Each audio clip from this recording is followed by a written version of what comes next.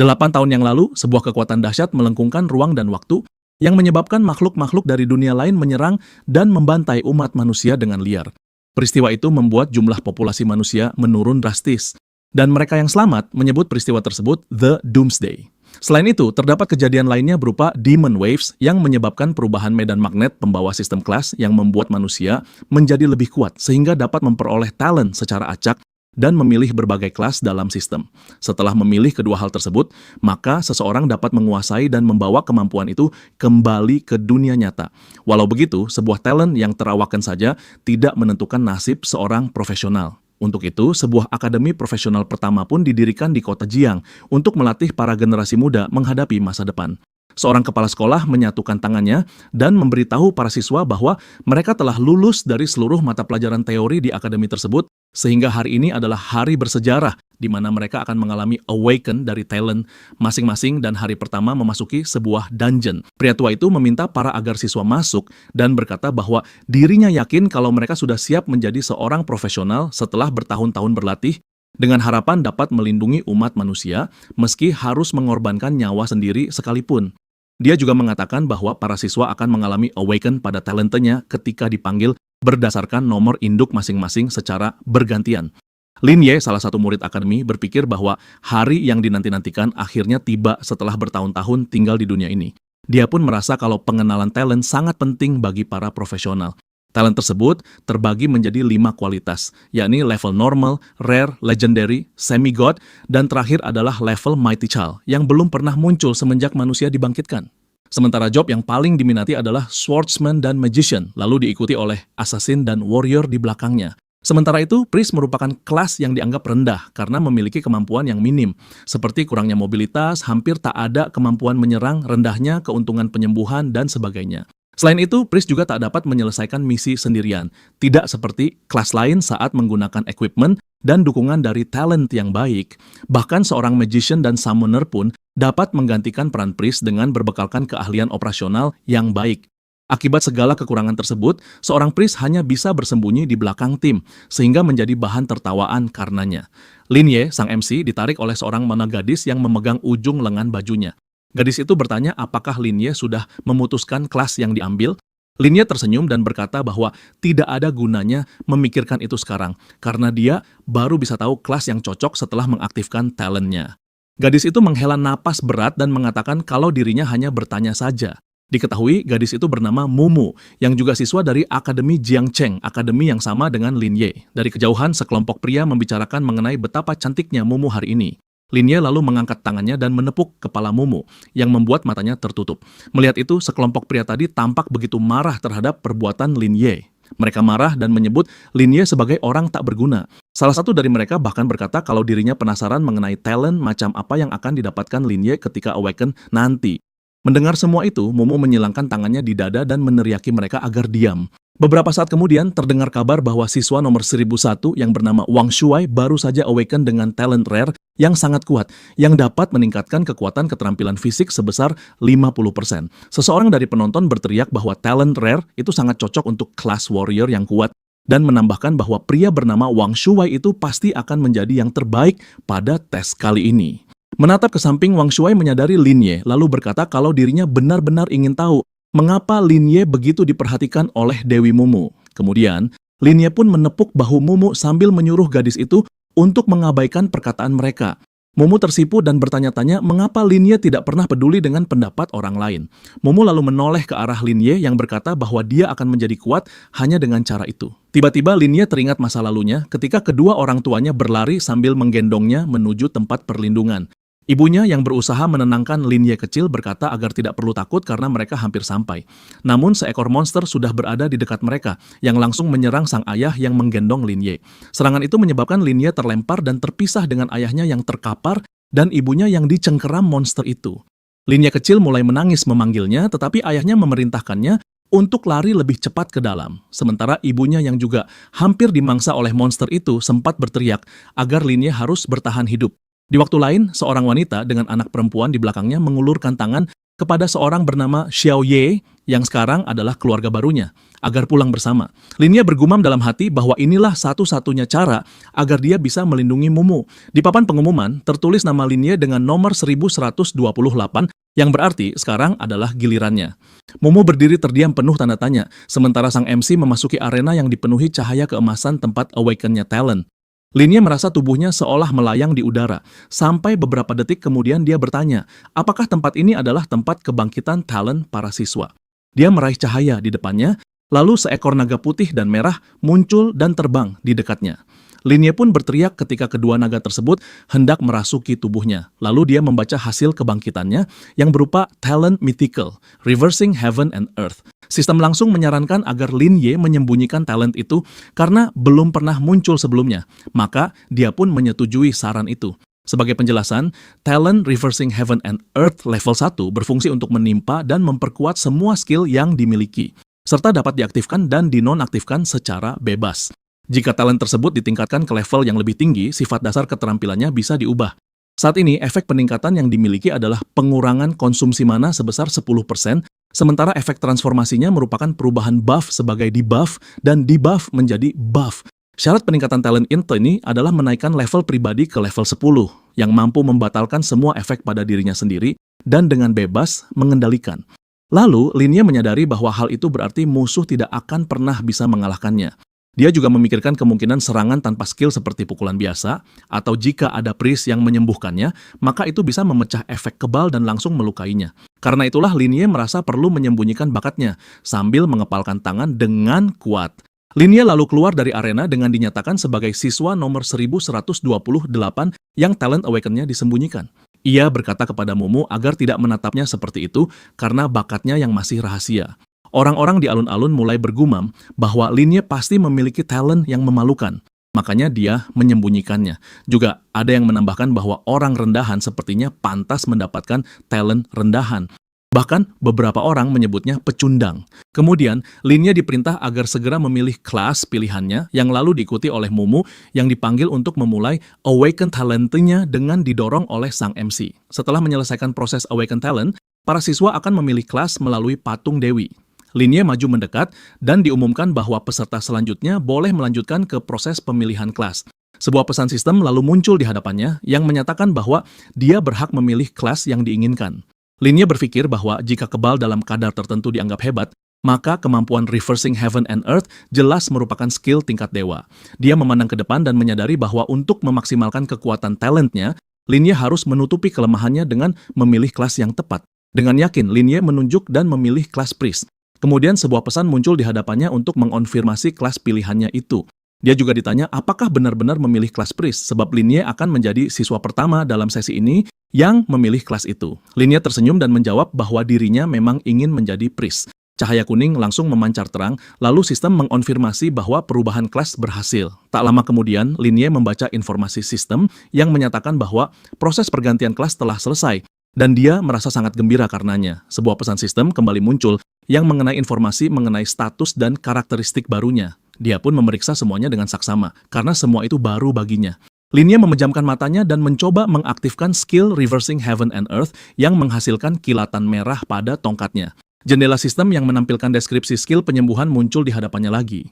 Linya tersenyum dan menyadari bahwa skill tersebut ditafsirkan sebagai pengurangan darah daripada memberikan damage secara langsung, serta efeknya tidak bisa ditahan oleh armor pelindung yang dapat menghasilkan true damage. Dia merasa senang karena ia juga memiliki skill clear, sebab kebocoran mana sekecil apapun bisa mengganggu magician yang membuka kelemahan mereka. Karena hal itu, Linya menyadari bahwa dirinya tetap harus berhati-hati terhadap skill penyembuhan atau buff dari rekan tim.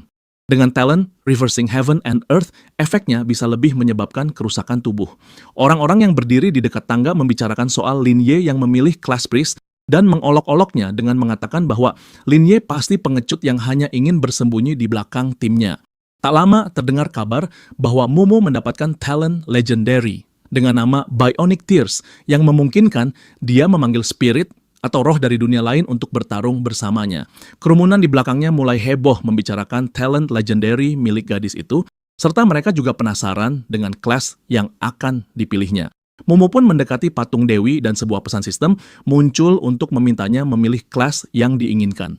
Tanpa berpikir panjang, dengan wajah serius, Mumu langsung menyatakan bahwa dia memilih profesi magician. Linie menutup matanya sambil berpikir bahwa magician dengan talent legendary seperti Mumu adalah hal yang luar biasa, sebab potensinya sangat besar untuk menjadi anggota dari aliansi profesional.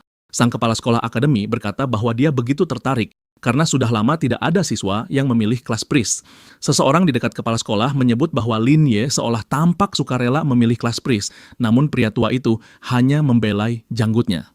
Mumu langsung berlari secepat kilat menghampiri Linie sambil memanggil namanya dengan keras. Lalu dengan lebih tenang, dia mengatakan kalau dirinya telah memutuskan menjadi magician dan mengajak Linie ikut serta dalam dungeon bersama. Linie berterima kasih atas ajakan itu, tetapi dia berkata bahwa dirinya punya rencana lain. Mumu menatapnya tajam dan bertanya-tanya apa yang sebenarnya Linie rencanakan. Kemudian, tiba-tiba muncul pesan sistem yang mengumumkan bahwa dungeon untuk pemula yang bernama Wolf Forest telah dibuka.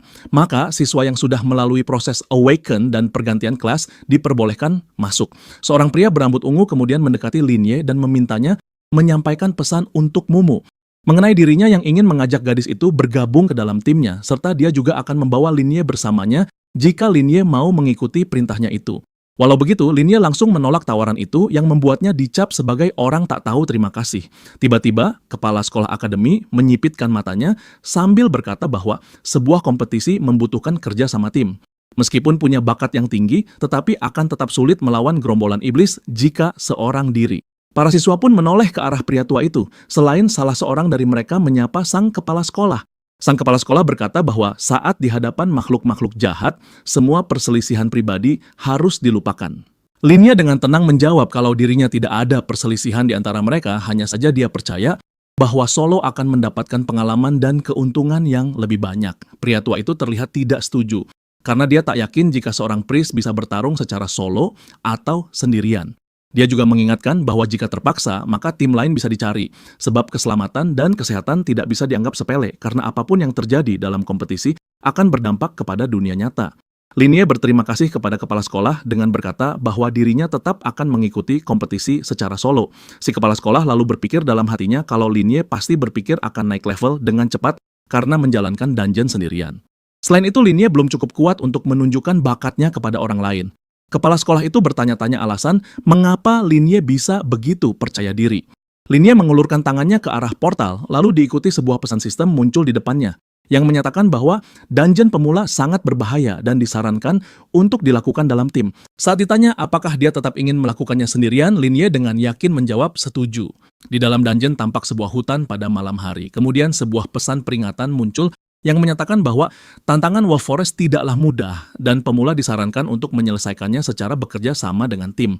Pesan itu juga menjelaskan bahwa di dalam hutan terdapat kawanan serigala haus darah. Linie berpikir bahwa Wolf Forest adalah level yang sulit bagi para siswa yang baru masuk ke dalam dungeon. Namun dengan bekerja sama, kerugian bisa dihindari dan mendapat peringkat B dianggap sebuah prestasi yang baik. Linie teringat bahwa ada mata air penyembuh di tengah lingkaran yang memberikan pemulihan kepada para player dan juga menjaga para pendatang baru tetap aman, tetapi justru membuat posisi priest semakin rendah. Namun jika nekat mengambil risiko dengan tidak menyingkirkan para serigala di sepanjang jalan, justru akan menarik mereka. Dia menyipitkan matanya sambil berpikir jikalau beberapa orang masuk terlalu dalam ke hutan, menjelajah ke area terlarang, maka mereka pasti mati di sana. Namun berkat bakat yang dimilikinya, bagaimana mungkin Linie puas hanya dengan penilaian biasa? Maka dari itu, dia mengambil jalan lain menuju tanah terlarang dan harus memasukinya. Di kedalaman hutan, sekawanan serigala mulai mendekati Linie. Sang MC melihat para lawannya dengan membaca karakteristik mereka lewat pesan sistem yang muncul. Tak lama, seekor serigala pertama langsung menerkamnya. Namun, Linie segera menggunakan skill Hellfire Magic-nya yang membuat ledakan besar, sehingga serigala itu menerima 50 poin reverse damage dan 10 poin XP didapatkan Linie karena berhasil mengalahkannya. Serigala lainnya mulai melompat, tapi serigala itu juga cepat dikalahkan, yang justru membuat Linie mendapatkan banyak poin penyembuhan. Linie lalu mengaktifkan skill spell of confinement yang mengeluarkan rantai bercahaya biru yang mengurangi 30 magic power musuh. Dia membaca bahwa kemampuan itu menghapus kekuatan lawan dan membuat target tak bisa bergerak. Linie melihat ke arah serigala dan menyadari bahwa skill spell of confinement sangat efektif dalam melawan monster kecil dan lemah hanya dengan sedikit magic power. Saat seekor serigala lain mulai mendekat, Linie langsung mengaktifkan teknik healing magic yang memberikan 50 poin damage terbalik kepada musuh. Lin Ye melihat serigala itu berbaring sambil berpikir bahwa satu monster kecil akan memberinya 10 poin XP. Maka jika dia menghabisi semua monster di lingkaran ini, dia bisa mencapai level 4.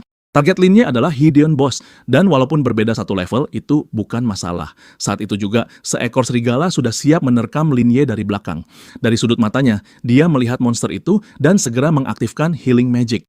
Sinar merah keluar dari senjata MC yang langsung menghabisi serigala tersebut.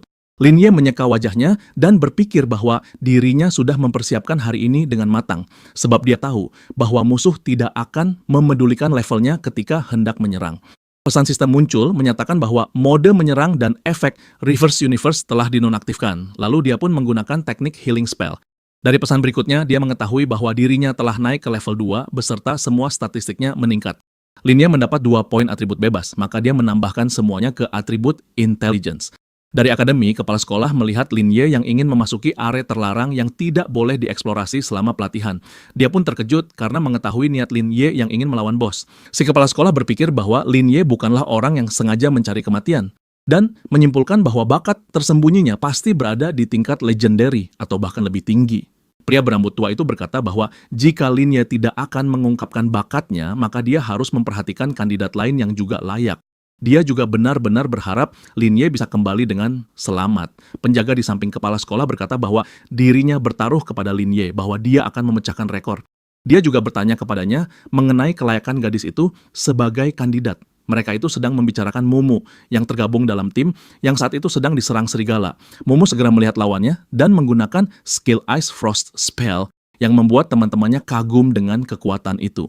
Mumu menyerang monster itu dengan bongkahan es yang berterbangan ke arahnya, yang membuat serigala itu menjerit kesakitan. Namun Mumu melihat serigala lainnya mulai mendekat, dan segera menyadari bahwa serangan barusan justru mengundang serigala lain. Dia pun berteriak kepada timnya untuk kabur.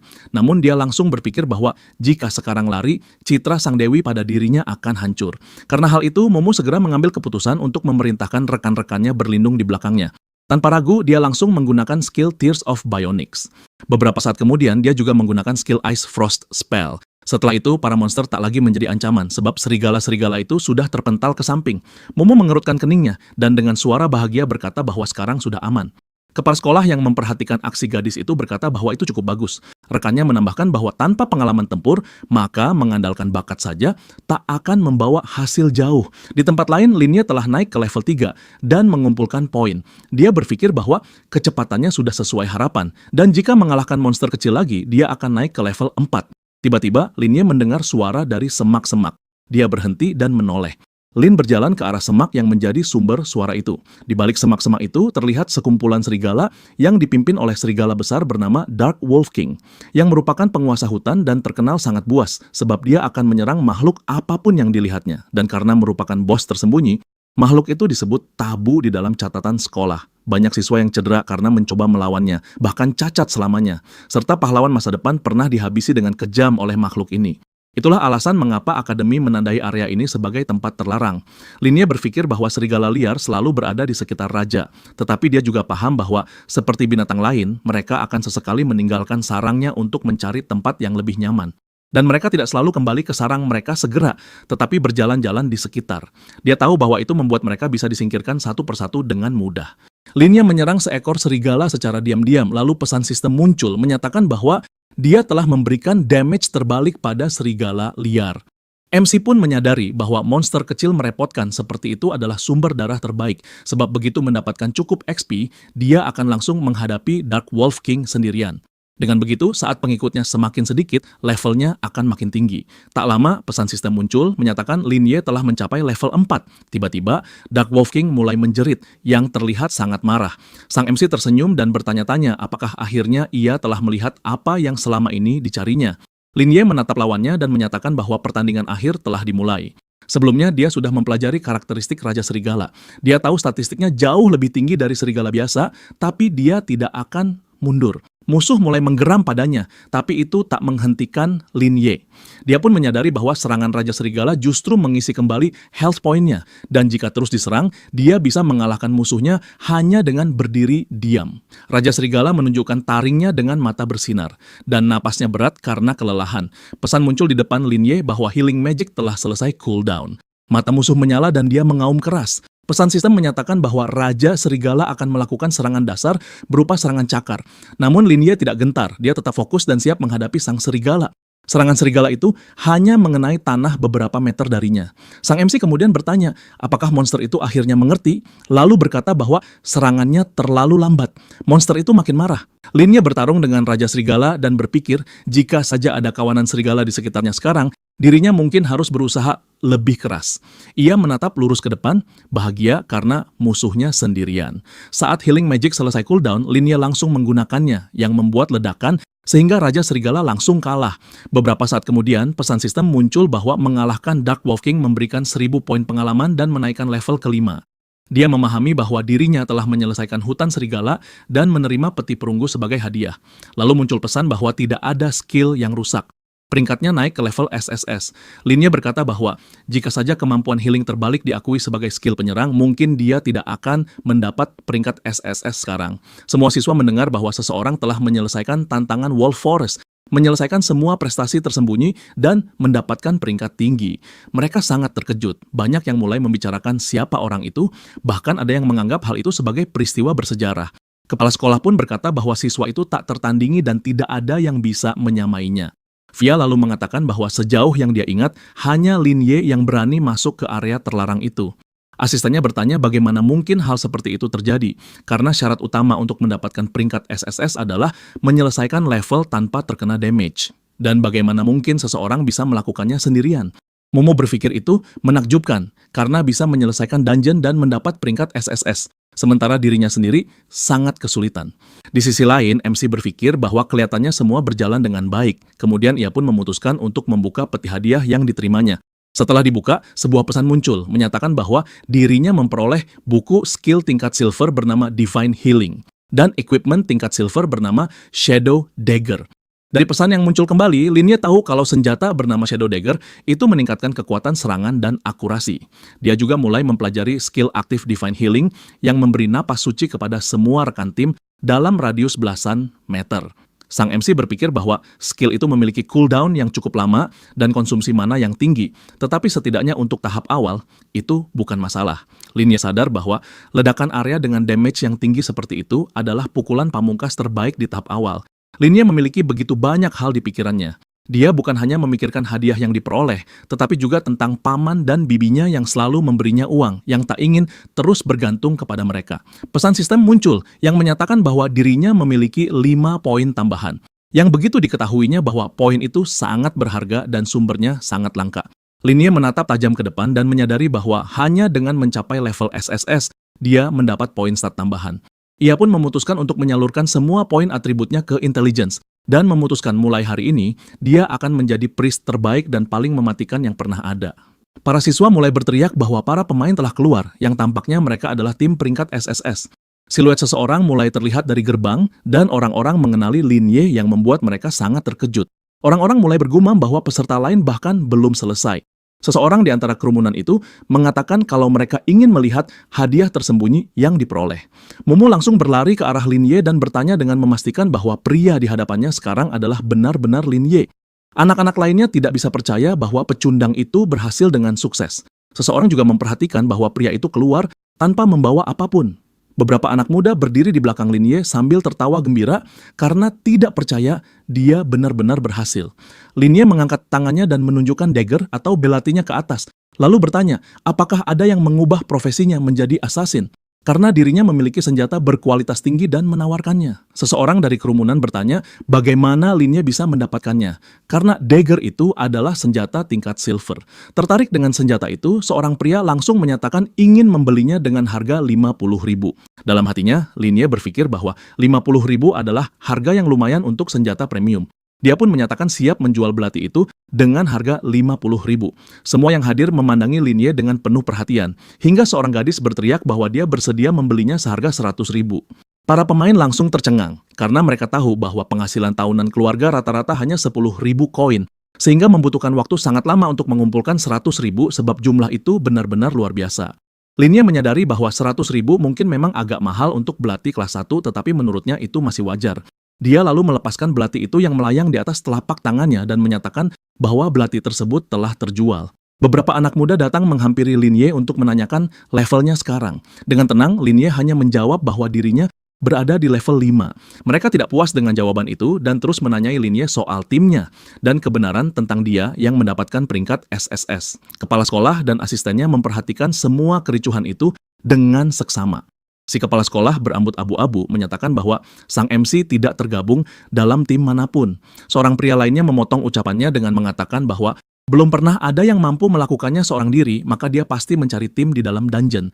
Apakah mungkin seorang siswa berhasil mendapatkan peringkat SSS secara solo di dungeon pemula? Sebab syarat utamanya adalah menyelesaikan tanpa menerima satu pun luka, yang bahkan para profesional pemula pun belum tentu bisa mencapainya.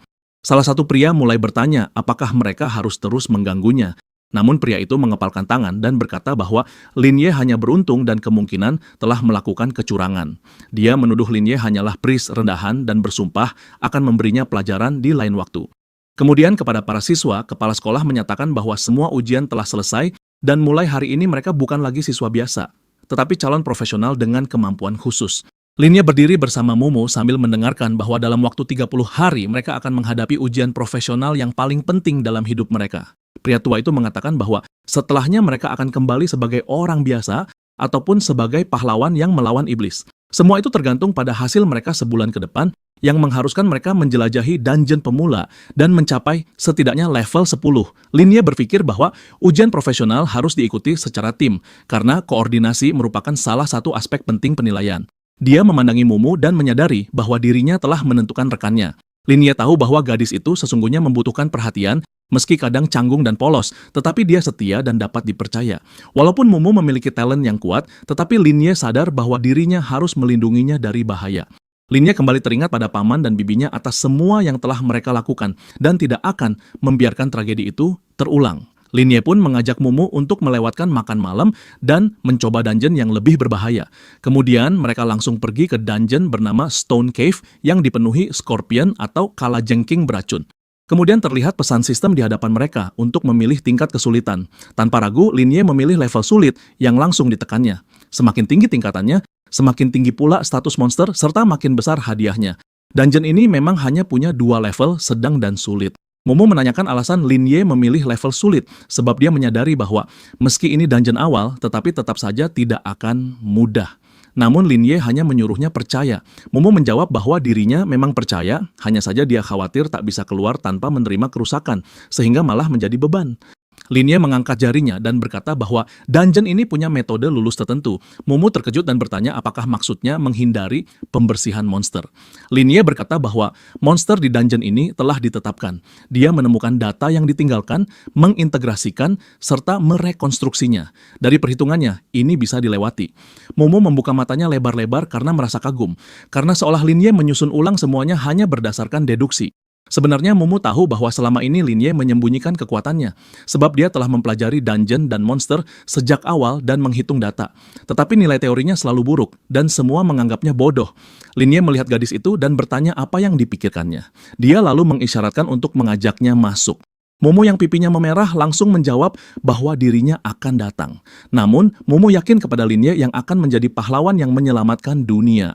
Beberapa saat kemudian, mereka sudah berada di dalam dungeon Stone Cave dan mulai melihat-lihat sekeliling. Momo tersenyum sambil berkata tempat itu sangat indah, tetapi Lin Ye memperingatkannya bahwa tempat ini adalah dungeon liar dan jauh lebih berbahaya dari sebelumnya. Pesan sistem muncul di hadapan Lin Ye yang memberitahu bahwa karena mereka kekurangan anggota, maka ujian kali ini akan digabung dengan tim lain. Lin Ye berkata bahwa mereka harus menghadapi monster sekaligus pesaing. Jadi mereka harus berhati-hati. Tiba-tiba mereka terdiam karena beberapa meter dari mereka terjadi ledakan besar. Seorang pemain dari tim lain terhempas akibat ledakan itu, sementara pemain lain menyaksikan dengan ketakutan. Pria yang terhempas tadi menghapus darah di mulutnya, dan dia begitu terkejut karena seekor monster kecil bisa mengalahkan mereka. Pria menoleh dan melihat Lin Ye. Tanpa pikir panjang, dia berteriak minta tolong dan mengingatkan tentang perjanjian bantuan timbal balik akademi. Lin Ye berhenti lalu menjawab agar mereka menolong diri sendiri. Anak itu mulai mencaci Lin Ye menyebutnya pris payah, tetapi Lin Ye hanya menggenggam tangan Momo dan mengajaknya pergi. Dia mengatakan bahwa kalajengking sangat takut air dan hanya punya serangan jarak dekat. Lin Ye meminta Momo untuk mengikuti instruksinya agar tidak keracunan. Momo pun mengangguk paham. Lin Ye menambahkan bahwa kalajengking juga sensitif terhadap suara. Dia segera menggunakan teknik raid. Momo bertanya apakah itu bakatnya dan apakah itu peringkat SSS. Namun Lin Ye memintanya diam, karena syarat utama menyelesaikan dungeon ini adalah menemukan jalur unik tanpa menarik perhatian monster. Dia juga menyebutkan adanya mata air di peta yang bisa diminum dan aman bagi manusia. Tanpa ragu, Lin Ye melompat masuk ke dalam air. Momo tertegun sejenak tetapi akhirnya ikut melompat. Ia muncul di samping Lin Ye yang sedang memegang batu sambil berpikir keras. Sementara itu, anak-anak yang sebelumnya bertengkar kini dikepung kalajengking. Mereka bingung dan tak mengerti apa yang terjadi. Monster-monster itu mendekati air tetapi berhenti di tepi. Di pulau kecil itulah Lin Ye dan Momo berdiri dengan aman. Raja kalajengking muncul besar dan sangat mematikan. Lin Ye menyeringai dan memanggilnya mendekat, tapi monster itu hanya meraung tanpa mau masuk air. Ia lalu menyerang dan mulai membantai para kalajengking satu persatu hingga mendapatkan 2.000 poin pengalaman. Pembuli Lin Ye tak percaya bahwa seorang priest bisa memiliki damage sebesar itu, yang padahal mereka nyaris tak bisa mengalahkan satupun kalajengking. Momo memutuskan mengurus sisa monster dan menggunakan skill tier of biomimicry dan ice spell. Ia tampak terkejut karena bisa naik ke level 4 dengan cepat. Lin Ye lalu berkata bahwa sekarang mereka harus melawan Raja Kalajengking dan memberitahu bahwa lawan mereka bisa menaklukkan rasa takut pada air. Momo mengaktifkan Ice Spell dan membacakan pesan bahwa damage-nya hanya 10 poin. Dia terlihat ketakutan. Tetapi Lin Ye menenangkannya dan memberitahu bahwa inti monster ada di segmen kedua perutnya. Tiba-tiba monster menyerang. Lin Ye berteriak agar Momo terus menciptakan pijakan. Sistem memberitahu bahwa teknik raid menyebabkan 150 damage pada King Scorpion. Lin Ye menyadari bahwa monster ini sangat kuat. Monster terus mendekat meski menerima damage. Lin Ye melawan dan menyadari bahwa setiap kali monster mengangkat tubuhnya, bagian bawahnya terlihat dan menjadi titik lemahnya. Dia pun mengumpulkan tenaga dan memberikan serangan kritikal ke titik itu yang berhasil memberikan 1000 damage. Momo berteriak kagum lalu diikuti oleh pesan sistem yang menyatakan bahwa dungeon telah selesai dan hadiah akan dibagikan. Lin Ye naik ke level 6 dan mendapatkan peti harta emas serta 5 poin atribut gratis. Ketika mereka membaca pesan sistem, para pemain dari timnya yang lain datang berlutut dan memohon kepada Lin Ye untuk menerima mereka sebab mereka siap melayani dan memintanya jangan marah. Namun Lin Ye bahkan tak menoleh dan hanya berkata agar mereka menutup mulut dan tidak menceritakan kejadian hari ini kepada siapapun. Dia memandangi mereka dengan dingin dan memperingatkan bahwa bila mereka membocorkan apapun, maka akibatnya akan sangat serius. Lin Ye dan Momo berada di ruang teleportasi dan memutuskan untuk membuka peti harta di sana sebab mereka tahu betul bahwa tidak ada orang lain yang melihat. Ia pun mengisyaratkan agar peti itu dibuka. Ketika sebuah pesan informasi muncul dari peti, Momo terkejut saat mengetahui mereka mendapatkan 5 poin atribut. Selain itu, sebuah pedang berburu, sepatu angin, gelembung racun, dan cincin zamrud juga keluar dari dalamnya. Momo sangat terkejut. Sementara Lin Ye mengatakan bahwa ini adalah keberuntungan yang luar biasa. Dan hal yang paling menarik perhatiannya adalah cincin itu. Meskipun hanya berperingkat silver, tetapi cincin itu dapat mengurangi waktu jeda untuk mengaktifkan skill, yang bahkan harganya di pelelangan hampir sama, berharganya dengan poin atribut gratis yang mereka peroleh. Jika terjual, membuat mereka bisa mendapatkan sekitar jutaan koin untuk itu. Lin Ye berkata kepada Momo bahwa buku gelembung racun itu untuk para penyihir, maka dia membiarkan gadis itu mengambilnya. Momo menjawab bahwa buku ini adalah buku racun berperingkat emas. Tetapi dia sebelumnya telah menggunakan skill berbasis S. Artinya, ketika memilih atribut skill S, penyihir hanya bisa mempelajari skill yang berkaitan dengan atribut tersebut, tidak bisa digantikan dengan atribut lain. Tiba-tiba, Momo terdiam sebab sebuah pesan sistem muncul di depannya. Dia membacanya dan menyadari bahwa skill tersembunyi 5 Element Master telah aktif. Dengan 2 dari 5 elemen telah terbuka, hal itu tentu membuat Momo sangat terkejut. Di sisi lain, Lin Ye mengatakan bahwa Momo sebaiknya menggali lebih dalam soal ini, karena mungkin saja dia bisa membuka keuntungan baru lainnya. Dia juga berpikir bahwa hal itu adalah keunggulan penyihir yang membedakan kelas mereka dari yang lain, semacam kartu Trump. Gadis itu tertawa dan berkata bahwa mereka harus segera pergi karena waktunya sudah habis. Momo lalu bertanya kepada Lin Ye tentang bagaimana dia akan menggunakan 5 poin atribut itu dan mengatakan bahwa dia ingin melihatnya. Namun, Lin Ye menjawab bahwa dirinya memiliki cara lain yang tidak cocok untuk Momo. Di luar dungeon, banyak pemain mengobrol, yang salah satunya mengatakan bahwa mereka takut kalajengking, sementara lainnya menyebutkan bahwa Momo sangat cantik dan imut, serta ada juga yang penasaran siapa pria yang ada di dekat Momo itu.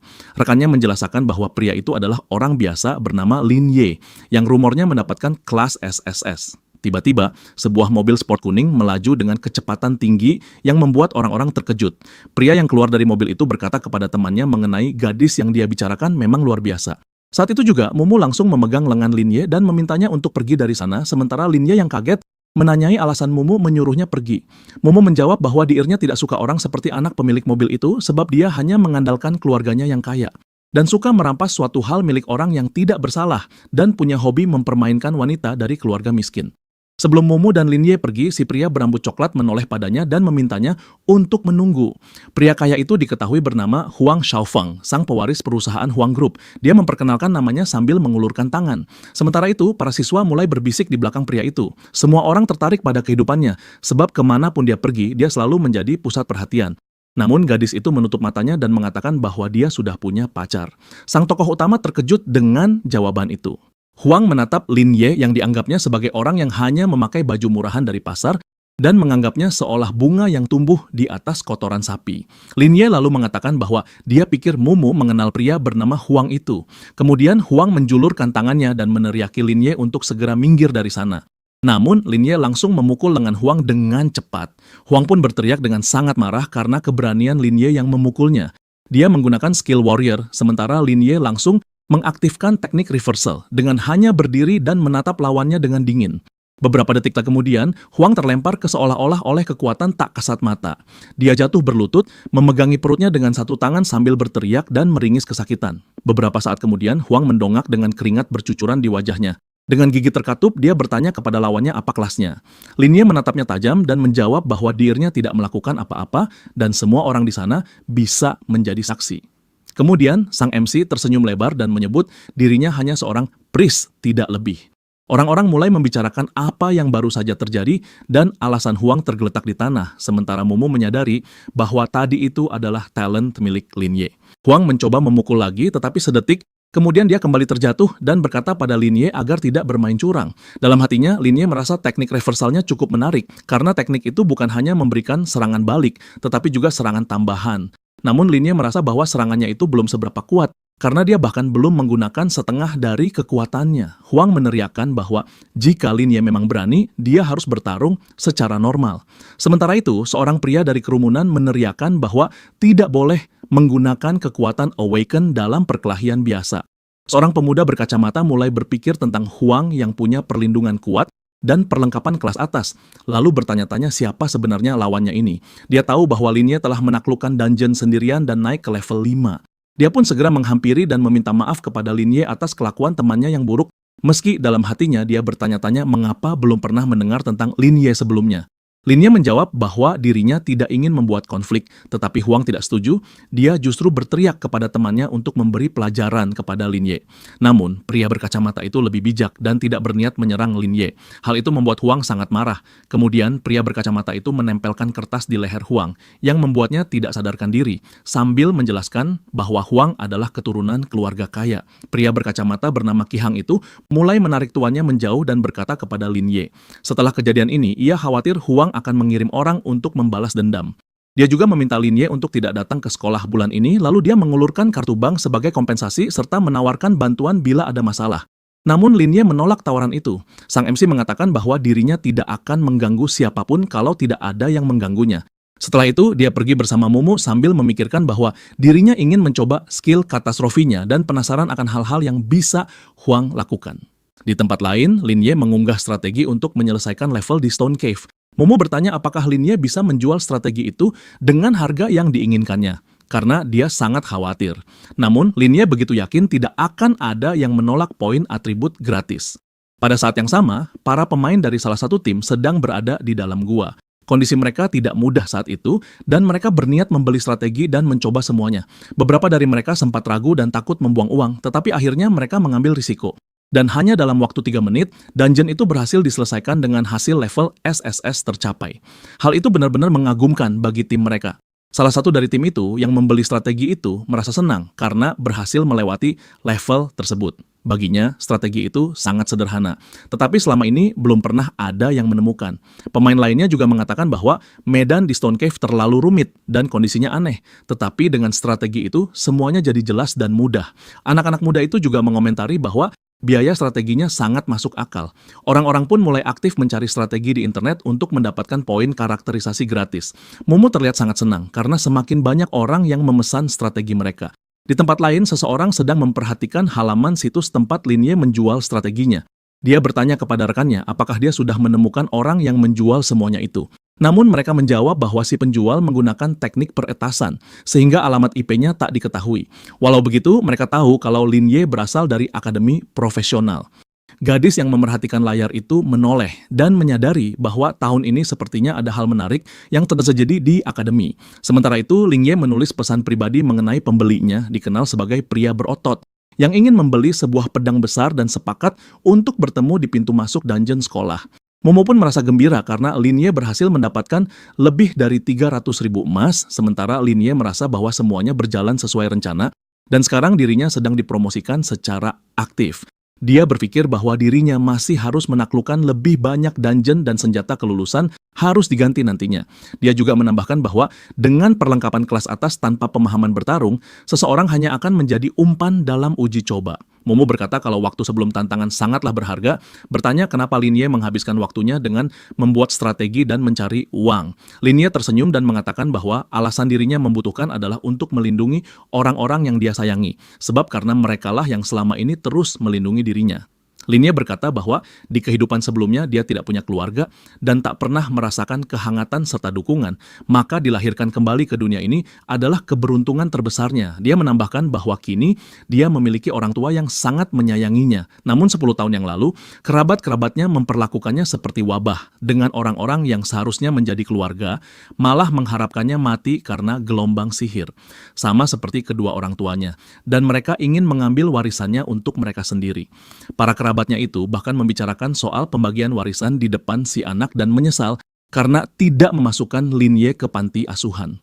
Orang-orang dewasa itu saling menyalahkan dan saling menghitung siapa yang mengeluarkan uang dan siapa yang membeli Linye hanya demi mendapat bagian warisan yang lebih besar. Namun saat malam hari itu, Linye memutuskan melarikan diri dengan harapan bisa bertahan hidup dan mendapat makanan. Kemudian paman dan bibinya membawanya masuk ke rumah mereka dan memperlakukannya seperti anak sendiri. Kedua orang baik itu benar-benar memperhatikannya, yang membuat Linye perlahan mulai merasa tenang. Tak lama setelah itu, mereka membantunya mendapatkan kembali warisan orang tuanya dan merawatnya dengan sepenuh hati. Linye menatap anak laki-laki yang berlari keluar dari sekolah, tetapi dia menyadari bahwa tanpa bibi dan pamannya, dirinya tak akan bisa melanjutkan pendidikan. Maka dari itu, Linye menambahkan bahwa sekarang dirinya akan mencari uang untuk membalas kebaikan keluarganya yang telah menolongnya itu. Sebab dia sadar bahwa menjadi kuat juga berarti menggunakan seluruh kekuatannya untuk melindungi orang-orang penting dalam hidupnya dan tidak mengulangi kesalahan masa lalu. Kembali ke masa kini, Linye mendengar seseorang menyapanya yang membuatnya menoleh dengan tatapan heran. Wanita itu bertanya apakah Linye orang yang menjual pedang berburu kepadanya. Gadis itu bernama Bai Zi yang juga seorang siswa dari akademi profesional pertama. Dia memperkenalkan dirinya. Lalu Linye memastikan dengan heran apakah gadis di hadapannya itu adalah pria berotot yang memesan pedang, sebab dirinya tidak menerima transaksi seperti ini. Namun gadis itu menjawab bahwa dirinya benar-benar si pria berotot dan ponselnya mati beberapa menit yang lalu, sehingga tidak bisa menghubungi Linye. Kemudian Linye memintanya mengonfirmasi pembelian dan memberi peringatan bahwa atribut dari pedang berburu itu tidak bisa dikembalikan.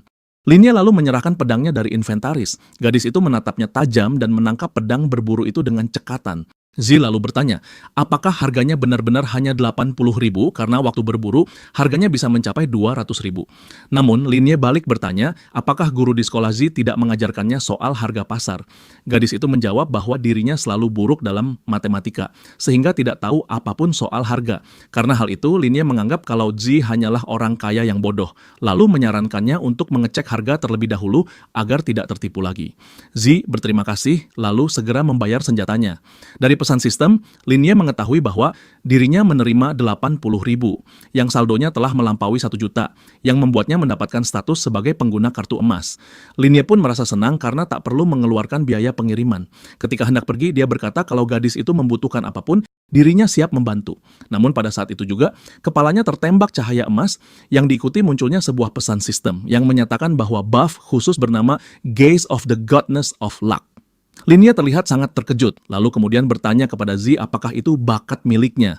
Dia pun mengangguk dan menambahkan bahwa dirinya masih bisa mengembangkannya dan bertanya apakah dia bisa bergabung dengan tim Linye. Linye menatap gadis itu dan berpikir bahwa Awakened dengan buff keberuntungan bawaan sangatlah langka. Dia juga menyadari bahwa bakat gadis itu tidak hanya terbatas pada kualitas peti hadiah, karena mereka yang memiliki bakat lemah pun bisa membuka peti legendary dan peti mythic jika mendapatkan buff seperti itu. Lalu bertanya, apakah Z sudah pernah memberitahu orang lain soal talent yang dimilikinya? Z menjawab bahwa dirinya tentu saja belum memberitahukannya kepada siapapun. Linie bertanya lagi, apakah skillnya punya batasan? Z memberitahu bahwa skill itu hanya bisa digunakan 3 kali seminggu dan hanya pada 1 orang. Kemudian Linie memintanya untuk tidak memberitahu siapapun soal skill tersebut dan menambahkan bahwa buff miliknya sangat luar biasa dan potensinya mengerikan. Karena hal itulah saat begitu orang-orang tahu, mereka akan berusaha merebutnya. MC pun menyadari bahwa bisa saja kebebasan gadis itu dirampas hanya untuk memonopoli kemampuannya. Z lalu bertanya tentang aliansi profesional yang nantinya akan mereka tuju dan menjelaskan bahwa organisasi ini adalah pemimpin umat manusia dalam perlawanan terhadap gelombang sihir. Namun, dalam aliansi itu sendiri ada banyak fraksi dengan hubungan yang rumit, sehingga persaingan terbuka dan diam-diam, serta pengkhianatan kerap terjadi. Karena alasan itu, Linie mengajak Z untuk bergabung dengan timnya dan mengatakan bahwa mereka akan menjaganya. Z sangat terkejut dan bertanya apakah Linie serius. Linie hanya tersenyum dan dengan memperkenalkan dirinya sekali lagi, dia mengulurkan tangan dan mengatakan bahwa dirinya senang bisa menjadikan Z bagian dari timnya. Dia lalu mengajak Z untuk bertemu rekan-rekannya. Z terlihat bersemangat dan mengatakan bahwa tak ada yang percaya kalau dirinya bisa bertarung di garis depan. Linie berpikir tentang bagaimana Z mampu mengayunkan pedang besar. Beberapa saat kemudian, Linie menemui Mumu yang langsung bertanya, apakah gadis kecil ini merupakan Muchle dan rekan baru? Z pun langsung memperkenalkan dirinya. Mumu mengulurkan tangan dan menyebutkan namanya, sementara Z memperhatikan betapa cantiknya dia serta betapa lembut tangannya. Tiba-tiba Mumu menatap Linie dengan sinis, yang membuat sang MC bertanya-tanya, mengapa gadis itu menatapnya seperti itu?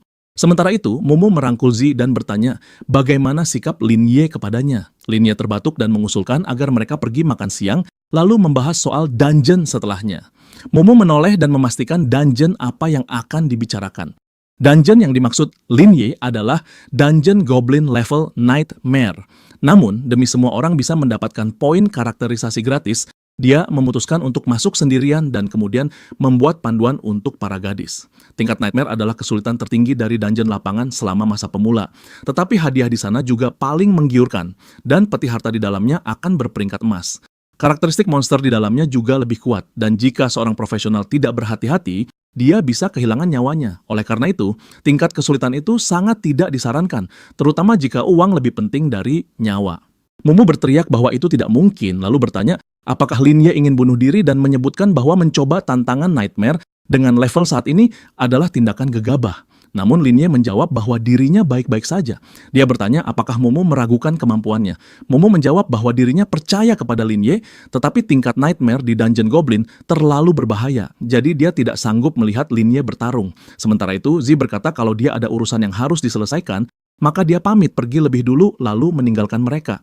Linie berkata kepada Mumu bahwa dia tahu kalau Mumu khawatir, tetapi dirinya hanya ingin menantang dungeon level sulit. Linie lalu mengajak Mumu pulang untuk makan. Gadis itu lalu meminta MC untuk berjanji. Jika tidak, ia akan memberitahu orang tuanya tentang semua ini. Linie berpikir bahwa untuk sementara ini, dia harus menuruti gadis itu. Tapi malam harinya, dia tetap akan masuk ke dungeon seorang diri. Mumu mulai bertanya-tanya apakah Linie benar-benar sekuat itu hingga bisa melakukan semua ini. Media pun mulai memposting foto Linie beserta informasi bahwa dia adalah pemula terkuat sepanjang masa. Penulis artikel menyebutkan bahwa foto itu diambil di titik teleportasi dungeon yang diselesaikannya sendirian. Seisi kolom komentar langsung penuh dan memicu keributan yang sangat beragam. Orang-orang sangat aktif berkomentar di bawah unggahan tersebut. Mumu sedang memegang ponselnya, sementara Linie bertanya apa yang sedang Mumu lihat, lalu memanggilnya untuk makan. Linie pun merebut ponsel dari tangan gadis itu dengan mengejek. Di meja makan, bibi Linie berkomentar tentang kerja keras keduanya dalam beberapa hari terakhir. Mumu dan Lin mengucapkan terima kasih atas itu. Sang paman bertanya kepada Linie tentang bagaimana keadaannya dan ujian yang telah dilaluinya. Linie menjawab bahwa dirinya baik-baik saja. Pria itu tertawa dan berkata bahwa sejak kecil Linie memang keras kepala, yang begitu dia sudah membuat keputusan, bahkan 10 ekor kuda pun tak bisa menghentikannya.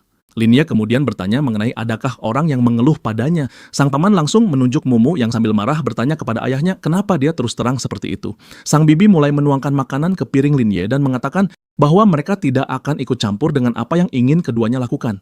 Dia menambahkan bahwa kadang mereka berharap Lin Ye bisa seperti Mumu dan menyebutkan bahwa hidup yang stabil dan sehat sudah cukup bagi mereka. Lin Ye ikut tersenyum dan mengatakan bahwa dirinya akan belajar dari teman sekelas Mumu yang seperti ikan air asin yang tenang. Gadis itu dengan kesal merasa dirinya dijadikan bahan lelucon. Lin Ye menyadari bahwa dirinya sedang bercanda, maka paman dan bibinya tidak perlu khawatir. Dia menambahkan bahwa dirinya tidak akan melakukan hal yang berada di luar kemampuannya. Sang paman mengingatkan Lin Ye untuk selalu ingat bahwa rumah ini akan selalu menjadi tempatnya kembali sambil memberinya kartu bank. Lin Ye mengatakan bahwa dirinya sudah mendapatkan sedikit uang dan meminta agar tidak diberi kartu. Namun sang bibi mengatakan bahwa Lin Ye akan menghadapi banyak tantangan dan akan butuh pengeluaran yang tidak sedikit. Dia menambahkan bahwa kalau Lin Ye tidak menerima kartu itu, dirinya akan marah. Pada akhirnya, sang MC pun setuju. Lin Ye menyimpan kartu itu di sakunya dan bertanya-tanya apakah orang tuanya bisa melihat semua ini dari sana.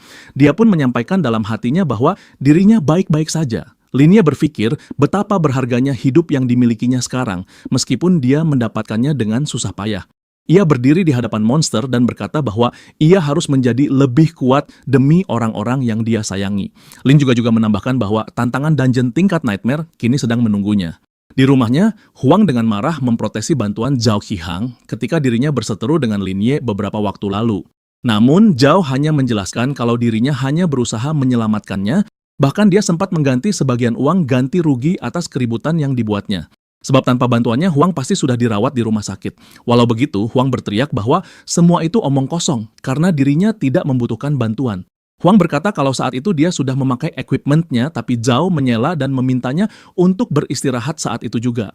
Huang begitu marah sehingga dia mengambil gelas dari atas meja samping tempat tidur, lalu melemparkannya ke arah Zhao sambil meneriakkan bahwa dirinya telah dipermalukan karenanya. Dengan kesal, Huang menyuruh temannya itu agar segera pergi. Zhao dengan nada dingin berkata kalau Huang tidak boleh melakukan hal semaunya, meskipun merupakan putra tertua Huang Group.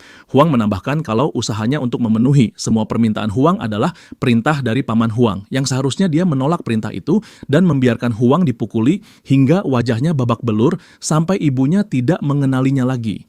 Zhao tersenyum kejam sebab dia lupa kalau Huang kenyataannya tidak memiliki ibu.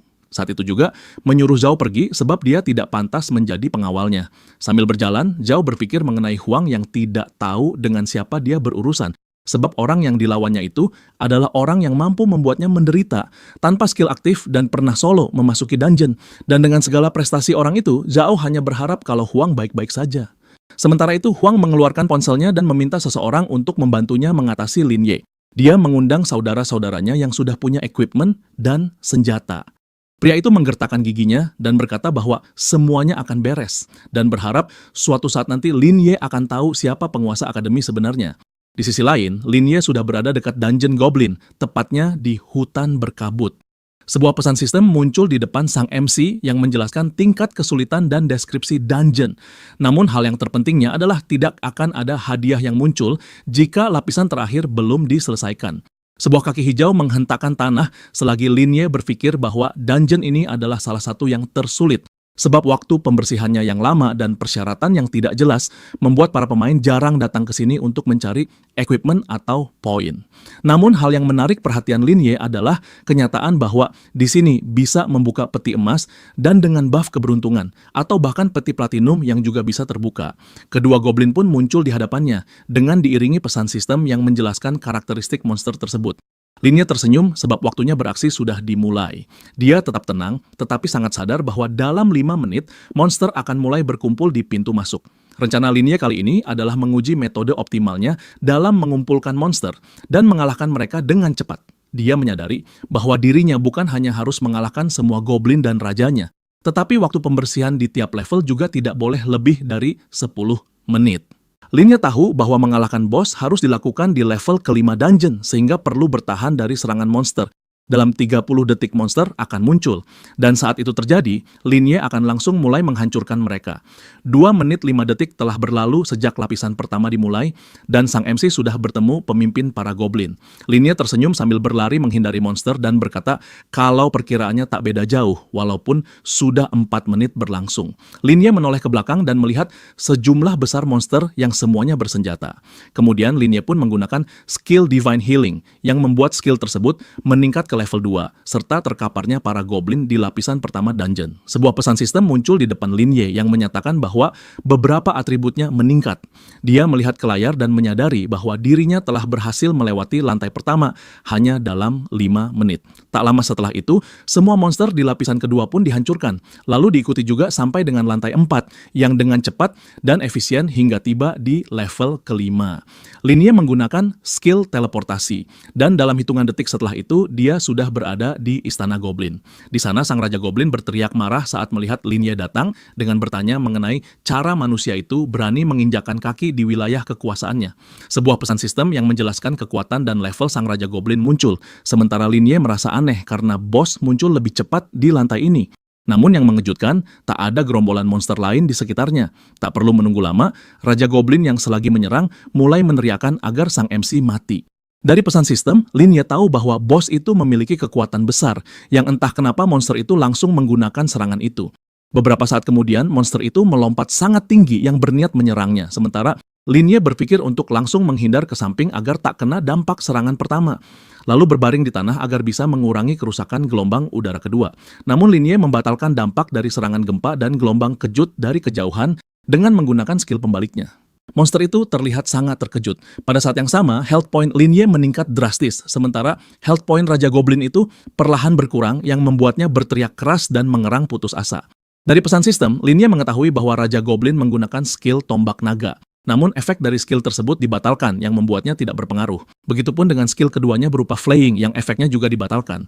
Sang Raja Goblin terlihat sangat marah sekaligus keheranan karena skill miliknya sama sekali tidak berguna untuk melawan. Namun, Lin Ye tampak terkejut ketika si Raja Goblin memasuki mode Berserk. Goblin itu menjadi semakin murka dan selagi memanggil pasukannya datang, dia meneriakkan kalau dirinya telah menemukan kelemahan Lin Ye, lalu memerintahkan rakyatnya untuk menghabisinya. Ketika itu, Lin Ye berpikir bahwa hal ini memang layak dari seorang bos tersembunyi di level Nightmare yang sulit dihadapi. Namun, dia berpikir bahwa sekarang bukan saatnya menggunakan kemampuan sihir terkuat. Lin Ye tambah terkejut sambil menutup mulutnya dengan tangan, sebab Raja Goblin memerintahkan pasukannya untuk menyerang dengan syarat tidak menggunakan skill apapun dan biarkan sang MC dihabisi secara perlahan. Gerombolan goblin mulai mendekati Lin Ye selagi sang raja meremehkan kesanggupan Lin Ye untuk menahan semua serangan. Para goblin mulai bergerak mendekati Lin Ye, tetapi segera dia menggunakan skill menghindar. Mengetahui Lin Ye berniat kabur, goblin-goblin mulai melepaskan tembakan panah yang memberikan 1 dan 2 kerusakan, serta mengurangi 200 health point. Lin Ye menoleh ke samping, tempat anak panah yang menancap di tubuhnya sambil memikirkan serangan yang tidak berguna itu. Kemudian, Lin Ye langsung menggunakan skill pemulih poin kesehatannya. Dia mengusap luka-luka yang disebabkan oleh panah itu yang langsung sembuh. Melihat itu, Raja Goblin dengan penuh kebencian meneriakkan bahwa sang MC tidak bisa dikalahkan. Namun Lin Ye menatapnya dengan tenang, yang sangat tidak disukai para goblin. Tak lama, Lin Ye mulai menyerang mereka tembakan cahaya merah yang membuat poin kesehatan mereka menurun. Raja Goblin meneriakkan bahwa sang MC tidak punya semangat pejuang, lalu berteriak lagi agar Lin Ye berhenti berlari dan bertarung secara adil. Lin Ye bertanya-tanya apakah itu yang dimaksud dengan semangat pejuang, lalu dalam hatinya dia merasa sekarang saatnya untuk bertarung. Melihat kilatan merah, sang goblin berteriak tidak percaya bahwa kekuatan iblis milik dewanya digunakan MC. Sebab bagaimana mungkin bisa digunakan oleh orang dari ras rendahan. Selagi terus menyerang, Lin Ye terlihat tetap tenang sambil berkata bahwa kali ini semuanya akan berakhir.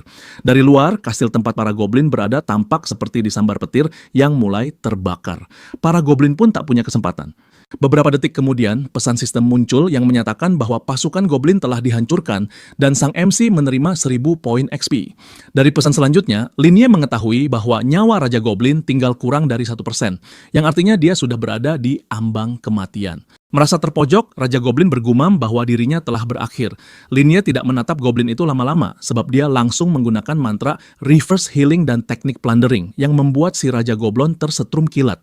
Beberapa waktu kemudian, pesan sistem muncul yang menyatakan bahwa Raja Goblin telah dikalahkan, yang membuat Lin Ye menerima 5.000 poin pengalaman dan naik ke level 7, serta mendapatkan peti platinum. Lin Ye menatap ke depan sambil berpikir dalam hati bahwa tidak salah lagi kalau kemampuan Gaze of the Lucky Goddess begitu kuat hingga sehingga bisa meningkatkan level peti secara langsung. Dia juga merasa bahwa durasinya juga cukup lama, masih punya sisa waktu tersisa 20 jam, jadi bisa untuk menyelesaikan misi tambahan. Kemudian, Linye mulai membuka peti harta karun yang diikuti oleh munculnya pesan sistem yang menginformasikan bahwa sang MC telah mendapatkan buku skill, poin karakterisasi gratis, dan equipment. Buku skill bernama Holy Light yang didapatkannya memiliki efek tertentu di mana perlu menggunakan mana untuk menyerang musuh dengan cahaya suci. Selain buku, dia juga mendapatkan botol api, item level emas yang bisa memberikan 300 damage saat digunakan dalam pertarungan. Batu berkilau meningkatkan nilai karakteristik sebesar 20 poin.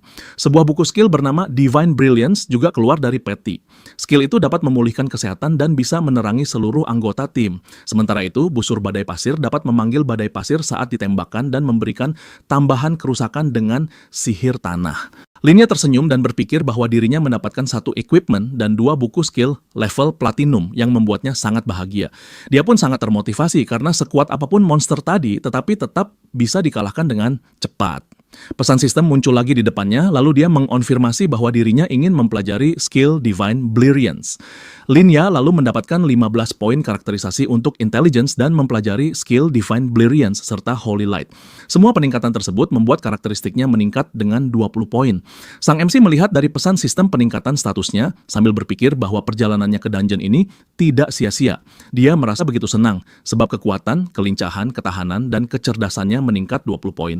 Namun tiba-tiba ia mendengar suara dan ketika menoleh dia berpikir bahwa seseorang berhasil menemukannya. Orang yang datang itu ternyata adalah Mumu yang langsung ditanya oleh Linye tentang dia yang juga berada di dungeon ini.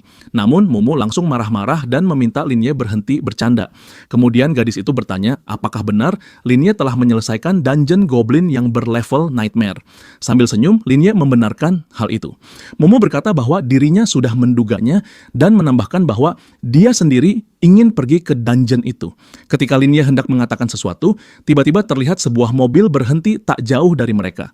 Sebuah suara pria pun terdengar yang melaporkan bahwa mereka akhirnya telah menemukan Linye dan Mumu dan mempertanyakan berapa banyak titik teleportasi yang sudah mereka lewati.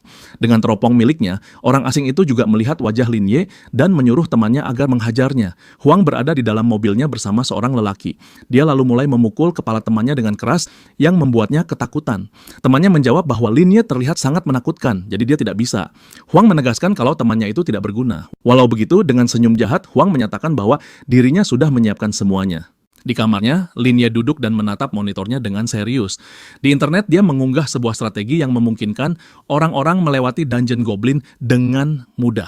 Dia terlihat sangat serius sambil membaca pesan komentar orang-orang mengenai strategi miliknya. Kemudian, Linye menemukan sebuah artikel yang memuat foto-fotonya dan informasi bahwa dia menjual strategi serta telah berhasil menaklukkan dungeon level SSS. Orang-orang mulai meninggalkan banyak sekali komentar di bawah foto-foto tersebut, meskipun hanya sedikit yang benar-benar percaya dengan apa yang mereka lihat. Di depan Linye mulai muncul satu persatu pesan sistem yang memberitahukan bahwa dia menerima koin, termasuk dari hasil penjualan strategi. Beberapa menit kemudian, dia membaca bahwa dirinya menerima 500 koin, sehingga total saldonya mencapai 1,5 juta koin sekarang. Dia pun berpikir bahwa jumlah ini jauh melebihi ekspektasinya. Ketika pesan sistem kembali muncul, dia mengetahui bahwa efek koi masih berlangsung selama 15 jam tersisa. Dia pun berpikir bahwa masih ada waktu untuk beristirahat dan memulihkan diri, lalu memutuskan untuk pergi jogging. Di pinggiran kota, Linye sedang berlari jogging selagi orang-orang di sekitarnya sibuk dengan urusannya masing-masing. Tiba-tiba, sebuah mobil sport berhenti beberapa meter darinya. Dia pun berhenti karena penasaran. Di dalam mobil, Linye melihat Huang Xiaofeng yang mengajaknya ke suatu tempat. Tetapi Linye langsung berpikir mengenai Huang yang rasanya belum diberitahu oleh Zhao untuk tidak mencari masalah dengan dirinya. Namun, Huang berkata agar Linye tidak menyebut-nyebut nama Zhao itu, karena orang itu adalah seorang pengkhianat baginya.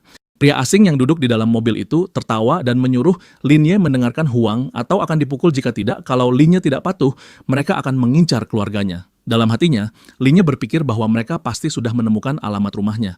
Linye mulai berjalan mendekati mobil hitam itu dan memperhatikan Huang yang bersikap seolah-olah jantan, yang diperingatkan oleh MC agar tidak menangis atau meminta pertolongan jika nanti kalah. Huang mulai merasa marah lalu berteriak kepada temannya agar tidak membantu nanti sebab dirinya akan bertarung 1 lawan 1 dengan Lin Ye dan menambahkan bahwa dirinya memiliki equipment luar biasa yang bahkan tidak pernah Lin Ye bayangkan. Lin Ye mengerutkan keningnya sambil mengamati kedua orang itu dan berpikir kalau Huang menemukan lebih dari satu pembantu.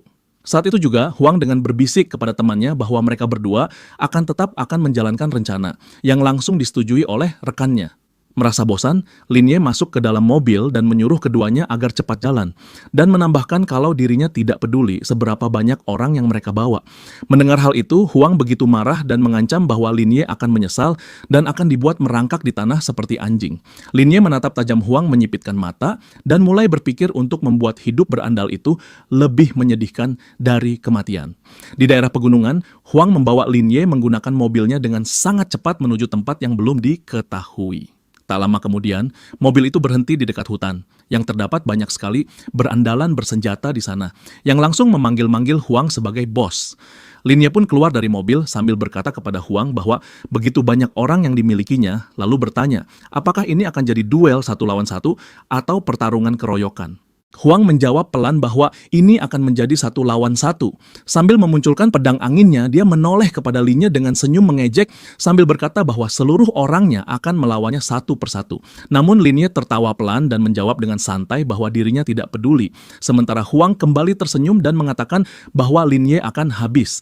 Dia langsung mengarahkan tangannya ke Lin Ye dan memerintahkan agar pasukannya menyerang, yang tanpa ragu segera menyerbu. Untuk menghadapi mereka, Lin Ye mengeluarkan senjatanya perlahan, lalu maju dengan tenang menanti serangan puluhan musuh yang mengepungnya dari berbagai arah. Saat serangan pertama datang, Lin Ye mampu menghindarinya dengan mudah, yang membuat musuhnya terkejut. Dengan refleks dan kecepatan yang tinggi, Lin Ye berhasil menghindar dari setiap serangan tanpa terkena satu goresan pun. Dari kejauhan, seorang pria berambut pirang menggunakan skill assault slash-nya ke arah Lin Ye. Ketika serangan itu hampir mengenainya, sang MC mulai memikirkan kekuatan para lawannya yang banyak. Dan tersadar bahwa kekuatan biasa tak akan cukup untuk menghadapi mereka, maka sudah saatnya menggunakan skill Reversing of Heaven and Earth. Si pria pirang tertawa terbahak-bahak menganggap bahwa Lin Ye hanyalah bocah yang sok kuat. Namun hanya dalam hitungan detik ekspresi wajahnya berubah drastis. Lalu tiba-tiba saja memuntahkan darah. Pria berambut pirang itu menyeka darah di mulutnya, sementara dalam benaknya muncul pertanyaan tentang trik macam apa yang sedang digunakan Lin Ye saat ini. Dia mulai menyadari bahwa mereka tidak sedang diserang secara fisik, dan kekuatan Lin Ye mampu menembus pertahanan level emas dengan mudah. Hal itu membuatnya semakin terpojok karena dia tak mampu memahami apapun dari serangan tak kasat mata yang membuat timnya jatuh satu persatu. Suara mereka gemetar dengan salah satu dari mereka berteriak bahwa Lin Ye hanyalah seorang priest biasa. Dia menambahkan bahwa jumlah mereka jauh lebih banyak serta mereka semua mengenakan equipment bertingkat emas. Bersama-sama mereka memutuskan untuk menyerang secara bersamaan. Seruan itu menggerakkan sisa-sisa kepercayaan diri mereka yang tersisa. Mereka pun mulai mengepung Lin Ye dari segala arah sambil mengaktifkan kemampuan spesial masing-masing. Namun sebelum sempat menyerang, semua mata dan mulut mereka terbuka lebar, yang disertai rasa ngeri yang memuncak dalam sekejap. Mereka menyaksikan cahaya merah dari langit yang seakan datang dari gugusan bintang yang runtuh. Dari sana, turun kekuatan murni yang menyeret mereka ke dalam neraka yang tak terlihat, sebab skill Fallen Heaven and Earth Hell telah diaktifkan. Lin Ye berdiri di pusat kehancuran itu, dengan sorot matanya tajam. Pria berambut pirang gemetar hebat, dengan nafasnya memburu, lalu berteriak bahwa ini tidak mungkin terjadi. Dia menggertakkan giginya, tetapi tak lama kemudian mengakui dengan suara pelan bahwa mereka telah kalah. Ucapan itu seperti sinyal akhir dari pertempuran yang belum sempat dimulai. Lin Ye menoleh perlahan, lalu mendengar suara lain di kejauhan. Suara itu berkata bahwa lebih baik mengandalkan uang daripada orang lain. Dari balik bayangan, Huang muncul sambil tersenyum tipis. Dia menunjukkan equipment bertingkat diamondnya yang berkilauan terang, lalu berkata bahwa dirinya membelinya dari lelang kekayaan cepat dengan harga ratusan juta. Tak lama kemudian, sistem pun mengumumkan sebuah pesan yang menyatakan bahwa equipment tingkat diamond tersebut tidak memiliki batas level dan mampu meningkatkan semua atribut sebesar 100 poin. Seorang pria berseru kagum dan menyatakan bahwa Sufubi memang pelelangan terbaik yang pernah ada. Bahkan tiket masuknya pun bernilai jutaan. Dia menambahkan bahwa Huang pasti merupakan satu-satunya pewaris sah dari Huang Corporation. Di antara kerumunan yang mulai tenang, Huang berjalan pelan lalu berhenti di hadapan Lin Ye. Dan dengan senyum penuh ejekan, dia menatap langsung ke mata Lin Ye dan berkata bahwa kali ini dia akan membuatnya berlutut. Kemudian Huang mulai bertanya pada Linye apakah dia merasa takut. Namun, Linye tidak memberikan jawaban apapun sementara Huang terus mengintimidasi dengan menyarankannya untuk memohon ampun, sebab masih belum terlambat untuk itu. Namun, sambil mengayunkan senjatanya, Linye mengatakan bahwa sekuat apapun equipment yang dimiliki El Huang, semua itu tetap tidak akan bisa menutupi kelemahan jiwanya. Perkataan itu membuat Huang sangat marah. Dia pun langsung berlari ke arah Linye sambil berteriak agar Linye mati dan langsung mengaktifkan skill kuatnya. Namun, serangan itu tidak memberikan dampak apapun sebab Linye segera melompat ke samping sehingga dapat menghindarinya dengan mudah. Huang tampak terkejut karena tidak mempercayai apa yang dilihatnya dan tidak memahami jenis teknik yang digunakan Linye. Tetapi jelas bahwa pria itu berhasil menghindar seolah-olah tubuhnya bukan lagi milik manusia, melainkan entitas lain yang memancarkan aura iblis. Huang tidak bisa menerima kenyataan itu, maka dengan suara tinggi dia berteriak bahwa hal seperti itu tidak mungkin ada. Dia menuduh Linye telah memasukkan seluruh poinnya ke agility, lalu menegaskan bahwa statistiknya sendiri jauh lebih unggul. Kemudian tanpa menunggu lebih lama, Huang menggunakan skill Wind Shadow Strike dan menyatakan bahwa dirinya akan segera menghabisi Lin Ye. Walau begitu, sambil menghindari serangan itu, Lin Ye hanya tersenyum dan menyindir bahwa statistik Huang terlalu buruk, yang bahkan untuk menyerang saja masih sering meleset. Mendengar itu, Huang hanya menggertakkan giginya karena kesal sebab tak mampu membalas satu kata pun. Lin Ye memandang tajam ke arahnya, kemudian mengangkat tangannya lalu berkata bahwa sekarang gilirannya. Saat itu juga dia mengaktifkan skill dari tongkatnya yang membuat bagian atas armor Huang rusak. Tak lama kemudian, pesan sistem muncul di hadapan mereka yang menyatakan bahwa lawannya menerima 1000 damage yang disertai bagian atas armornya rusak, dengan bonus atribut armornya hilang. Huang terlihat panik sambil memeriksa bagian armornya yang rusak, namun hanya butuh waktu beberapa detik bagi dirinya untuk kembali mengumpulkan tekad.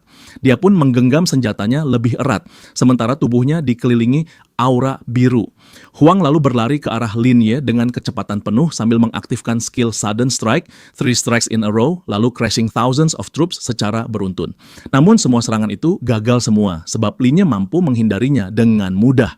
Lalu dia menggunakan skill untuk terbang menjauh dari lawannya. Melihat itu, Huang yang kini terengah-engah masih bersikeras melawan Lin Ye dengan memerintahkannya agar berhenti melarikan diri. Tapi tiba-tiba, tubuh Huang ambruk ke tanah dengan tubuh yang terhuyung ke kanan dan kiri sambil menanyakan trik macam apa yang Lin Ye digunakan kali ini. Beberapa saat kemudian, Lin Ye memberikan penyembuhan kepada Huang, lalu berkata bahwa serangan dasar miliknya pun sudah cukup untuk menembus pertahanan Huang yang lemah itu. Lin Ye kemudian duduk di tanah dan memandangi Huang sambil berkata kepadanya bahwa dia sebaiknya menyerah dan memberi kompensasi dengan menyerahkan equipment-nya atau meminta maaf. Namun sebelum kata-katanya selesai, Huang tiba-tiba menyela dengan berteriak bahwa keinginan Lin Ye itu omong kosong. Lin Ye yang tidak memperdulikan hinaan itu langsung menyerang kembali dan berhasil mengenai Huang dengan satu skill tambahan dan menyatakan bahwa armor indah milik Huang akhirnya hancur juga. Namun, Huang tetap tidak mau menyerah. Kini dia mulai menerjang kembali sambil meneriakkan bahwa Lin Ye tidak pantas mengancam. Lalu melepaskan skill Meteor Shower ke arah Lin Ye yang masih dalam posisi duduk. Serangan itu membuat ledakan yang cukup besar seakan menubruk tubuh Lin Ye hingga terluka. Menyaksikan itu, Huang tertawa bangga sambil meremehkan Lin Ye yang tidak akan selamat akibat serangannya tadi. Namun tiba-tiba ekspresi Huang berubah total ketika tubuhnya mulai terpelintir. Kemudian Lin Ye keluar dari kepulan asap dengan tenang, lalu memulihkan darahnya serta jarinya yang patah. Huang terlihat kebingungan ketika tubuhnya mendapatkan pemulihan. Meski begitu, dia mengancam Lin Ye bahwa ayahnya akan turun tangan jika dia berani menyentuh dirinya lagi. Merasa diancam, Lin Ye berkata kalau dirinya begitu membenci orang yang berani memberikannya ancaman. Dengan marah, Lin Ye mengaktifkan teknik reverse healing yang membuat Huang menjerit ketakutan. Lin Ye berkata kalau ini baru permulaan. Teknik milik Lin Ye itu memancarkan cahaya merah yang meledak-ledak sehingga rekan Huang tercengang saat menyaksikan itu. Akibat teknik itu pula, tubuh Huang tampak terluka tak sadarkan diri, tetapi Lin Ye mengangkatnya dengan kemampuan pada tangannya yang beraura hijau, lalu mengepalkannya dengan yang membuat tubuh Huang terlihat seperti diremukan, sementara rekannya ketakutan melihat itu seakan sedang melihat penyiksaan. Selagi teman satunya lagi memperingatkan agar jangan lagi memprovokasi Lin Ye. Lin Ye kembali mengaktifkan skill Meteor Shower dengan mengetukkan tongkatnya ke tanah yang memunculkan kilatan merah. Salah satu dari rekan Huang yang tak sanggup menyaksikan lebih lama mulai merasa panik dengan bertanya apakah Huang masih hidup setelah serangan brutal seperti itu. Di sisi lain, tanpa mereka sadari, terdapat sebuah kamera tersembunyi yang terletak di balik semak-semak yang merekam seluruh kejadian di sana secara langsung. Melalui siaran langsung dari kamera itu, para penonton bisa melihat semuanya secara langsung dan mereka aktif membahas apa yang terjadi di siaran tersebut sejak saat teman Huang terluka hingga kalahnya Huang oleh Lin Ye. Jumlah penonton terus bertambah yang sebagian besar dari mereka mendukung Lin Ye yang bahkan ada yang ingin menjadi muridnya. Seseorang di kolom komentar berkomentar bahwa si sang priest mirip dengan teman sekelasnya yang pernah terlibat konflik dengan Huang. Para penonton sangat aktif di ruang obrolan, saling berbagi informasi tentang Lin Ye. Mereka membahas bahwa pemuda itu sebelumnya pernah menjual peralatan level SSS di forum. Di sisi lain, seorang gadis dengan nama samaran I'm Not a Seal berkomentar bahwa priest itu bukanlah Lin Ye, karena menurutnya Lin Ye adalah orang yang sangat rendah hati. Gadis itu bingung, karena khawatir dirinya tidak dapat membuat tim dengan Lin Ye nanti, sebab orang-orang pasti juga menginginkannya. Saking ramai penggemarnya, orang-orang sampai membuat sebuah grup diskusi khusus bagi penggemar Lin Ye. Mereka membicarakan sifat Huang yang buruk, tentang dia yang hanya bisa mempermainkan wanita dan menyalahgunakan statusnya sebagai warisan perusahaan ayahnya. Akibat dari rasa bencinya kepada Huang, bahkan server perusahaan Huang sampai diretas oleh orang misterius, serta nilai saham yang dimilikinya anjlok. Di rumahnya, Mumu berbicara kepada orang tuanya tentang tindakan Huang yang sudah kelewat batas, sehingga meminta kepada keduanya agar mereka memberi pelajaran pada anak itu. Namun, kedua orang tuanya menolak. Ibu Mumu berkata bahwa Huang akan mendapat balasan yang pantas, dan jika seseorang menggunakan kekuatan yang bukan miliknya, maka dia tak akan pernah menjadi profesional sejati. Mumu sangat terkejut mendengar kata-kata ibunya dan berkata bahwa jika mereka tidak bertindak, maka reputasi Lin Ye akan tercoreng. Namun, orang tuanya menjawab bahwa pemuda itu bisa mengurus dirinya sendiri. Di tempat lain, seorang pria berambut putih merasa tertarik kepada kemampuan Lin Ye yang bahkan belum pernah mengikuti tes profesional. Dia menekan tombol pada remote-nya untuk menjeda video kemampuan Lin Ye, lalu berkata bahwa bakat Lin Ye pasti di atas level legendaris. Tetapi dengan keputusannya memilih kelas priest itu adalah hal kurang menguntungkan yang sia-sia, lalu menyebut bahwa bakat sehebat itu seharusnya bisa langsung masuk ke liga profesional tanpa perlu dipertanyakan. Dia pun melihat sekeliling dan bertanya kepada yang lain tentang kesetujuannya mengenai Lin Ye yang dibawa masuk lebih awal. Salah satu wanita menjawab bahwa dirinya setuju dengan usulan itu. Sementara yang lain menambahkan bahwa Lin Ye harus segera direkrut. Seorang pria botak tersenyum dan bertanya kepada ayah Huang kenapa dia masih di sini, dan bukannya bergegas menemui putranya. Sementara pria berambut oranye tertawa dan berkata bahwa masalah itu bukanlah sebuah masalah bagi Menteri Huang. Huang Tianqi, seorang kepala perusahaan Huang, Menteri Cabang Aliansi dan juga ayah Huang, berkata bahwa dirinya masih ada urusan di perusahaan, tetapi kompensasi untuk Lin Ye sudah direncanakan. Dan untuk itu, dia juga meminta maaf atas perbuatan anaknya dan sudah mengirim utusannya untuk menangani masalah itu. Di saat pertarungan Lin Ye dan Huang masih berlangsung, tiba-tiba terdengar suara yang menyuruh mereka berhenti. Dari helikopter, seseorang yang berbicara dengan pengeras suara meminta agar Lin Ye mengampuni Huang. Sementara itu, seorang pria berkacamata, Zhao, mendekati Lin Ye sambil berkata bahwa seorang chairman dari perusahaan Huang ingin berbicara kepadanya. Dengan bangga, Huang berkata bahwa ayahnya pasti sudah datang dan Lin Ye akan habis olehnya. Lin Ye yang berpikir kalau kepala perusahaan ingin mengintimidasi berkata kalau chairman itu bisa datang sendiri. Namun, sambil memberikan sebuah panggilan telepon dengan membungkuk, Zhao justru berkata bahwa keluarga Huang ingin memberikan kompensasi atas perlakuan anaknya, serta ingin meminta maaf secara pribadi untuk itu. Melihat itu, Huang berteriak histeris karena bisa-bisanya Zhao membungkuk kepada seorang menyedihkan seperti Lin Ye. Lin Ye pun menerima dan menatap ponsel yang diberikan Zhao, sementara Huang terus memproteksi tindakan permintaan maaf dari ayahnya. Beberapa saat kemudian, dari ponsel Lin Ye muncul sebuah hologram ayah Huang yang langsung meminta maaf karena telah membuat Lin Ye menunggu. Kemudian dia membungkukkan tubuhnya sambil meminta maaf atas nama anaknya, Huang Xiaofeng, sebab semua itu terjadi karena kurangnya bimbingan dari dirinya sendiri sebagai ayah. Dia pun mengulangi permintaan maaf kedua kalinya, tetapi Lin Ye merasa itu bukan masalah. Namun, ayah Huang merasa permintaan maaf secara lisan saja belum cukup, jadi dia memutuskan untuk memberikan berbagai hal sebagai gantinya, termasuk kompensasi equipment serta item. Sementara Huang Xiaofeng, ayahnya berharap kepada Lin Ye untuk menyerahkannya kepada Zhao Qihang yang akan disiplinkan secara ketat. Selagi Zhao mengangkat tubuh Huang di belakangnya, Lin Ye setuju dengan pemberian dari ayah Huang, lalu hendak menyebutkan kompensasi yang dirinya inginkan. Sambil menyeringai, Lin Ye menyebutkan kompensasi yang diinginkannya, yaitu 3 set equipment diamond yang tidak memiliki batasan yang masing-masing satu untuk priest, mage, dan swordsman, serta 5 juta koin aliansi sebagai tambahan. Mendengar itu, Zhao pun tercengang setelah mengetahui kompensasi yang diinginkan Lin Ye. Dalam hatinya, Zhao merasa 3 equipment yang diinginkan Lin Ye mustahil ditemukan di seluruh kota. Di sisi lain, ayah Huang setuju dengan itu, tetapi dibutuhkan beberapa hari untuk memperolehnya, karena dia tidak punya stok langsung saat ini. Lalu meminta Lin Ye untuk jangan khawatir, karena dia memiliki seseorang yang bisa mencarinya di dungeon spesial, serta para aliansi yang akan memberikan sumber daya dan kebutuhan yang lain untuknya. Sementara itu, memasukkan Huang ke dalam helikopter sambil bergumam tentang Huang yang terus membuat kekacauan. Dengan kacamata pendeteksinya, Zhao lalu melihat ke arah tempat lain, di semak-semak tempat dia menaruh kamera. Kamera itu ternyata adalah miliknya, yang segera diambil dan mengucapkan terima kasih kepada para penonton dan meminta mereka untuk menunggu siaran langsung berikutnya. Di pikirannya, Lin Ye merasa para aliansi telah menyadari keberadaan dan kemampuan tak biasa dirinya. Ayah Huang memberitahunya bahwa dia bersedia menyediakan semua sumber daya dari dungeon rahasia, yang jumlahnya lebih dari 50 dungeon, terkecuali yang langka. Kemudian dia menambahkan bahwa kota Jiang bukan miliknya sendiri lagi, karena kota ini telah dipenuhi banyak faksi dan konflik yang terus terjadi. Lin Ye menatap pria di hadapannya dan menimpalinya bahwa itu tidak masalah karena cukup 1 bulan. Zhao dan kedua rekannya pun terkejut dengan Lin Ye yang menginginkan kompensasinya dalam waktu 1 bulan, karena tidak yakin seorang profesional bisa melakukan itu. Ayah Huang lalu mengundang Lin Ye dan rekan-rekannya untuk makan malam, lalu diikuti oleh Lin Ye yang memotong ucapannya dengan berkata bahwa dirinya akan memberikan pendapatnya di forum nasional, yang bisa dilakukan besok saat makan malam secara siaran langsung. Ayah Huang dalam hatinya tidak menyangka Lin Ye berpikir sejauh ini dan berkata kalau semuanya sudah beres.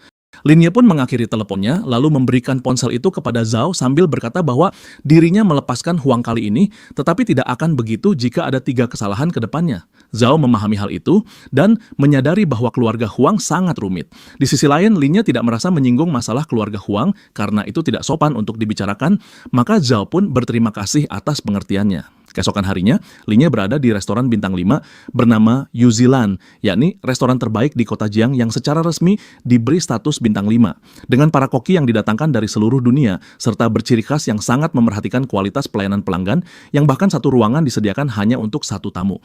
Terdapat tim layanan yang selalu siaga di aula, dan juga semua tamu, tanpa memandang status atau besarnya tagihan, mendapatkan pelayanan VIP di restoran ini. Meskipun Tuan Huang Tianqi sudah meminta maaf secara langsung, Mumu meminta Lin Ye untuk berhati-hati dalam perjamuan ini. Di sisi lain, Lin Ye memberitahu Mumu agar tidak perlu khawatir. Dalam hatinya, Lin Ye berpikir bahwa Huang Tianqi sampai bersikap merendah seperti kemarin hanya karena dia telah menyadari potensi dirinya dan ingin menjalin hubungan baik sejak awal. Staf restoran membuka pintu untuk mempersilakan Lin Ye dan kedua temannya untuk masuk ke ruangan bernomor 808. Di dalam ruangan, Tuan Huang sudah datang dan tersenyum sambil mempersilakan Lin Ye untuk duduk. Begitu juga dengan Mumu dan Baizi yang dipersilakan duduk dan menyantap makanan khas restoran ini. Beberapa saat kemudian, dengan rendah hati, ayah Huang meminta maaf atas masalah yang diperbuat anaknya, karena perilaku jahatnya itu disebabkan oleh kurangnya bimbingan dan perhatian darinya. Dengan terkejut, Mumu dan Zi begitu kagum dengan sifat rendah hati ayah Huang tanpa ada intimidasi dan sikap arogan. Keduanya pun merasa takjub dengan sosok Huang Tianqi sang kepala kota Jiang. Sambil menjulurkan tangannya, Lin Ye menghargai kejujuran Tianqi dan berkata bahwa dirinya akan memaafkannya jika Huang Xiaofeng bisa menyadari dan belajar dari kesalahannya sendiri. Mereka berdua pun berjabat tangan setuju. Beberapa saat kemudian datang seorang pria yang berkata kalau dia sudah membawa barangnya dan meminta izin untuk menunjukkannya, yang langsung disetujui oleh Tianqi untuk menunjukkannya kepada Lin Ye. Pria itu pun memunculkan pesan sistem di hadapannya yang menunjukkan sebuah perlengkapan 4 set bernama Demon Emperor Regal Attire. Saat ini, Lin Ye berpikir bahwa armor itu semacam armor berlian tetapi tidak jauh berbeda dengan miliknya. Kepada Tianqi, Lin Ye bilang kalau dia merasa puas. Kedua teman Lin Ye pun juga mendapatkan perlengkapan masing-masing, yang selagi Zi begitu senang dengan armor yang didapatkannya, Mumu berpikir bahwa keluarga Huang memiliki investasi besar, karena mereka bisa mendapatkan 3 set perlengkapan diamond sekaligus dengan kekayaan keluarganya. Mumu lalu tersenyum dan mengucapkan terima kasih kepada Huang Tianqi atas pemberiannya. Pertemuan di ruangan itu ternyata disiarkan secara langsung dengan para penonton yang mengagumi si kepala perusahaan yang bahkan memiliki begitu banyak rasa hormat terhadap seorang pemula seperti Lin Ye. Mereka pun menikmati malam yang indah di restoran dengan berbincang-bincang, sementara Zi terus melahap makanan. Merasa waktunya sudah habis, Lin Ye meminta mengakhiri pertemuan ini kepada Tianqi, yang segera mempersilakannya keluar ke tempat di mana banyak reporter. Huang Tianqi lalu memberikan sebuah kunci menuju Dungeon Nightmare, Land of Bonnie. Lin Ye menggenggam memegang kunci itu dengan merasa senang. Begitu Lin Ye mulai keluar dari restoran, kerumunan wartawan segera berteriak bahwa Lin Ye telah keluar dan mulai mengambil foto. Lin Ye terus berjalan ke depan selagi satu persatu reporter mengajukan pertanyaan. Di saat yang sama, Huang Xiaofeng terbaring di kamarnya dengan aura hitam yang menyelimutinya. Sesaat kemudian, Huang Xiaofeng membuka matanya dan menanyai sosok di hadapannya. Sesosok berjubah hitam itu memperkenalkan dirinya sebagai Master Mei Gao dari Abyss, seorang berperingkat tinggi demon dengan darah murni dan kekuatan luar biasa. Xiaofeng terlihat kecewa karena merasa pria bernama Mei Gao di hadapannya hanya mengganggu dan justru dia meremehkannya bahwa dia akan dikirim kembali ke Abyss oleh para manusia. Mei Gao kesal dengan sifat sombong Xiaofeng itu, lalu berkata kalau hal itu disebut sebagai strategi melarikan diri. Kemudian, Mei Gao melanjutkan niatnya untuk menghasut Xiaofeng setelah dia dipermalukan dan ditertawakan oleh Priest yang mengalahkannya. Sementara teman dan keluarganya tidak membantu dengan tulus, melainkan hanya menjilat kepada keluarganya. Maka dari itu, Mei Gao menawarkan kesepakatan berupa kekuatan tak terkalahkan kepada Xiaofeng yang bisa digunakannya untuk menghancurkan semua orang yang meremehkannya, serta untuk membuktikan kepada ayahnya bahwa dirinya adalah satu-satunya orang yang pantas dihargai. Walau begitu, Xiaofeng menolak kesepakatan itu dengan cara mendorong Mei Gao. Dia lalu bangkit dari tidurnya sambil menyatakan bahwa dirinya adalah seorang jenius yang tak membutuhkan bantuan kekuatan seperti itu, lalu menyuruh Mei Gao untuk memberikan kekuatannya kepada pecundang di luar sana. Mei Gao merasa kesal dengan penolakan Xiaofeng yang bahkan ingin menghabisinya sekarang juga, tetapi dia memilih sabar demi rencananya ke depan. Dia pun pergi setelah ditolak mentah-mentah oleh Xiaofeng, tetapi meninggalkan pesan jikalau Xiaofeng berubah pikiran. Dia hanya perlu menyebut nama Mei Gao yang ketika waktunya tiba, Mei Gao akan mendengar dan memberikannya kekuatan dari Abyss serta bimbingan untuk menjadi Unyiding Fallen One. Sementara itu, Lin Ye dan kawannya sedang berada di kawasan portal dungeon rahasia beriaratkan level 6-10 dengan tingkat kesulitan Nightmare. Dungeon itu bernama Land of Bones, yakni dungeon yang dipenuhi sekawanan kerangka penjaga pintu yang akan bangun ketika seseorang masuk. Di sana, Lin Ye menanyai berapa kali lagi Bai Xi bisa menggunakan Awakening Talent pada minggu ini. Dengan mengangkat telunjuknya, Bai Xi menjawab sekali lagi. Karena telah digunakannya sekali selama 2 dungeon sebelumnya, kemudian Lin Ye memperingatkannya untuk jangan terburu-buru menggunakannya nanti. Lin Ye menginformasikan bahwa meskipun dungeon ini memiliki tingkat kesulitan Nightmare, tetapi mereka mempunyai satu set armor berlian, namun drop Platinum Grade biasa tidak akan banyak membantu. Lin Ye menambahkan bahwa keluarga Huang telah menjanjikan mereka sumber daya yang lebih baik minggu ini, beserta akses ke dungeon dengan tingkat kesulitan lainnya. Lin Ye merasa bahwa satu-satunya yang mereka butuhkan saat ini adalah senjata untuk melewati masa transisi, jadi jika terjadi sesuatu, mereka akan menjual semua barang yang tidak diperlukan. Kepada Mumu dan Bai Xi, Lin Ye menginformasikan bahwa mereka memiliki 3 tujuan dalam dungeon ini, yakni mendapatkan poin atribut gratis, mendapatkan senjata tingkat platinum, dan menyusun strategi untuk membersihkan dungeon. Lin Ye beserta Mumu mengaktifkan mode bertarungnya, lalu diikuti munculnya pesan sistem mengenai dungeon itu yang biasa disebut sebagai bone soup oleh para profesional. Kemudian dijelaskan tentang 4 syarat untuk mendapatkan rating SSS, yaitu mengalahkan final boss, menghabisi semua undead skeleton, tidak menggunakan senjata khusus Holy Sword untuk melawan semua musuh, dan harus mempertahankan lebih dari 30% durability atau ketahanan pada Holy Sword sebelum membersihkan dungeon. Bai Xi berkata kalau alasan dungeon ini disebut sebagai bone soup adalah karena tingkat umum dan kesulitannya sama. Dia menambahkan bahwa seharusnya tidak terlalu menakutkan jika menggunakan Holy Sword. Mumu tersenyum dan menyadari bahwa dengan 300% kerusakan restrain, maka level ini tidak pantas disebut Nightmare. Mumu pun merangkul Bai Xi sambil mengatakan agar dia tidak perlu merasa khawatir, karena setelah keluar dari sini, mereka akan membeli camilan beserta uang hasil penjualan equipment, dan Bai Xi pun setuju. Lin Ye merasa keberatan sambil berkata bahwa dirinya mengerti dan akan bekerja di sini tanpa dibayar. Kemudian, Lin Ye melihat ke sekeliling selagi berkata bahwa sekarang saatnya untuk mulai mengamati. Dia memasukkan dan menggigit jarinya dengan cukup keras hingga berdarah, lalu meneteskannya ke dalam tanah pada retakan kecilnya. Retakan kecil itu kian membesar yang disertai cahaya merah, selagi Lin Ye berpikir bahwa darah itu digunakan untuk memancing semua skeleton keluar, sehingga membuat mereka mengabaikan Holy Sword Protective Barrier yang dibencinya. Lin Ye menggertakkan giginya sembari mengaktifkan skill seperti penyembuhan terbalik serta status pendarahan terus-menerus. Namun itu belum semuanya, sebab Lin Ye menggunakan satu lagi skill, yakni status siklus pembusukan.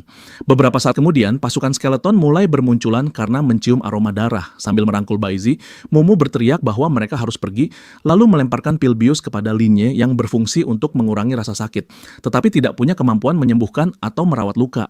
Tanpa berpikir panjang, Linye langsung menangkap dan meminum pil itu. Dia lalu berlari cepat dengan diikuti para skeleton ke depan dengan keadaan level kesehatannya yang menurun dengan sangat cepat. Linye berpikir bahwa hasrat para skeleton akan darah bahkan lebih besar daripada kebencian mereka terhadap Holy Sword. Baizi yang khawatir dengan Linye merasa perlu membantunya sekarang. Namun, Mumu meyakinkannya bahwa dia harus percaya sepenuhnya kepada Linye. Linye kembali menyayat tangannya yang dilakukannya agar darah baru dan segarnya kembali mengalir. Level kesehatannya kini sangat kritis, yakni di bawah 10%. Pesan sistem muncul di hadapannya yang menyatakan bahwa batas dungeon ini sudah ada di depan. Linye terus berlari dengan sisa tenaganya dan berpikir bahwa akhirnya dia berhasil sampai. Di sana, poin kesehatannya bertambah dengan pesan sistem yang memberitahukan bahwa divine healing telah terjadi. Gerombolan skeleton sontak berhenti dan menatap ke depan dengan kebingungan. Linye dengan tenang berkata bahwa sudah terlambat bagi mereka untuk melarikan diri. Dia mengaktifkan skill pembalik damage. Dia menajamkan matanya selagi mengamati semuanya dengan tenang. Linye lalu menggunakan skill Fallen Hell yang menyebabkan semua skeleton kehilangan seluruh poin kesehatannya hingga 0. Ia berjalan mendekati jurang besar dan dengan tenang memandang ke bawah dengan kedua temannya berada di seberangnya. Mumu dan Baizi terlihat panik ketakutan, sementara Linye terus menatap dengan fokus. Beberapa saat kemudian terdengar suara kemarahan dari dalam goa. Dari dalam sana, bos Undead Knight muncul dengan mengendarai skeleton kuda sambil berteriak bahwa dirinya mengancam akan membuat segelas darah dari tengkorak mereka. Kemudian sebuah pesan sistem muncul di hadapan mereka yang menampilkan karakteristik dari sang bos. Bos skeleton yang sangat marah itu mengaktifkan skill Grudefire-nya, dan untuk menangkalnya, Linye menggunakan skill Reversing Healing Art dan Plundering Technique. Kedua skill itu membalikan serangan bos skeleton yang membuat darahnya berkurang sebesar 500 poin.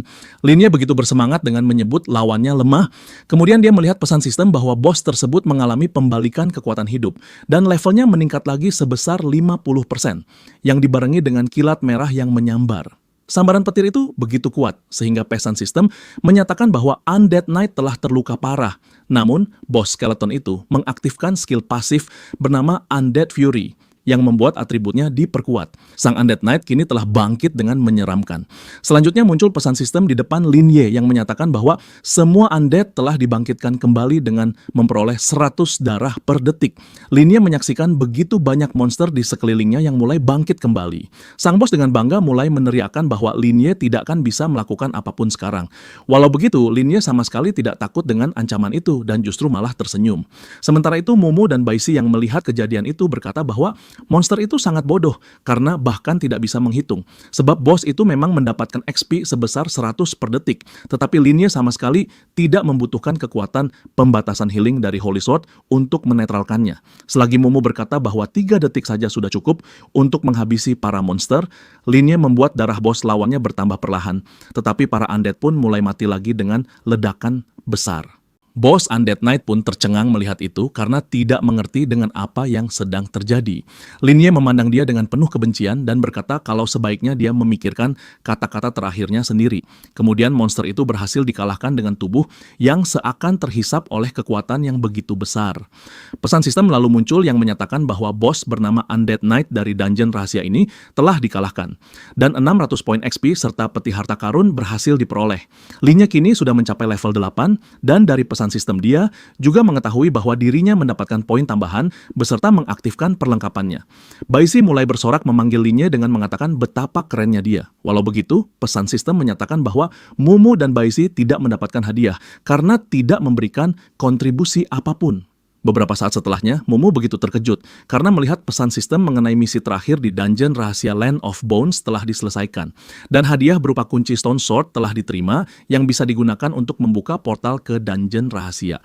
Baizi yang ikut terkejut bertanya mengenai kunci berlevel katastrofi itu.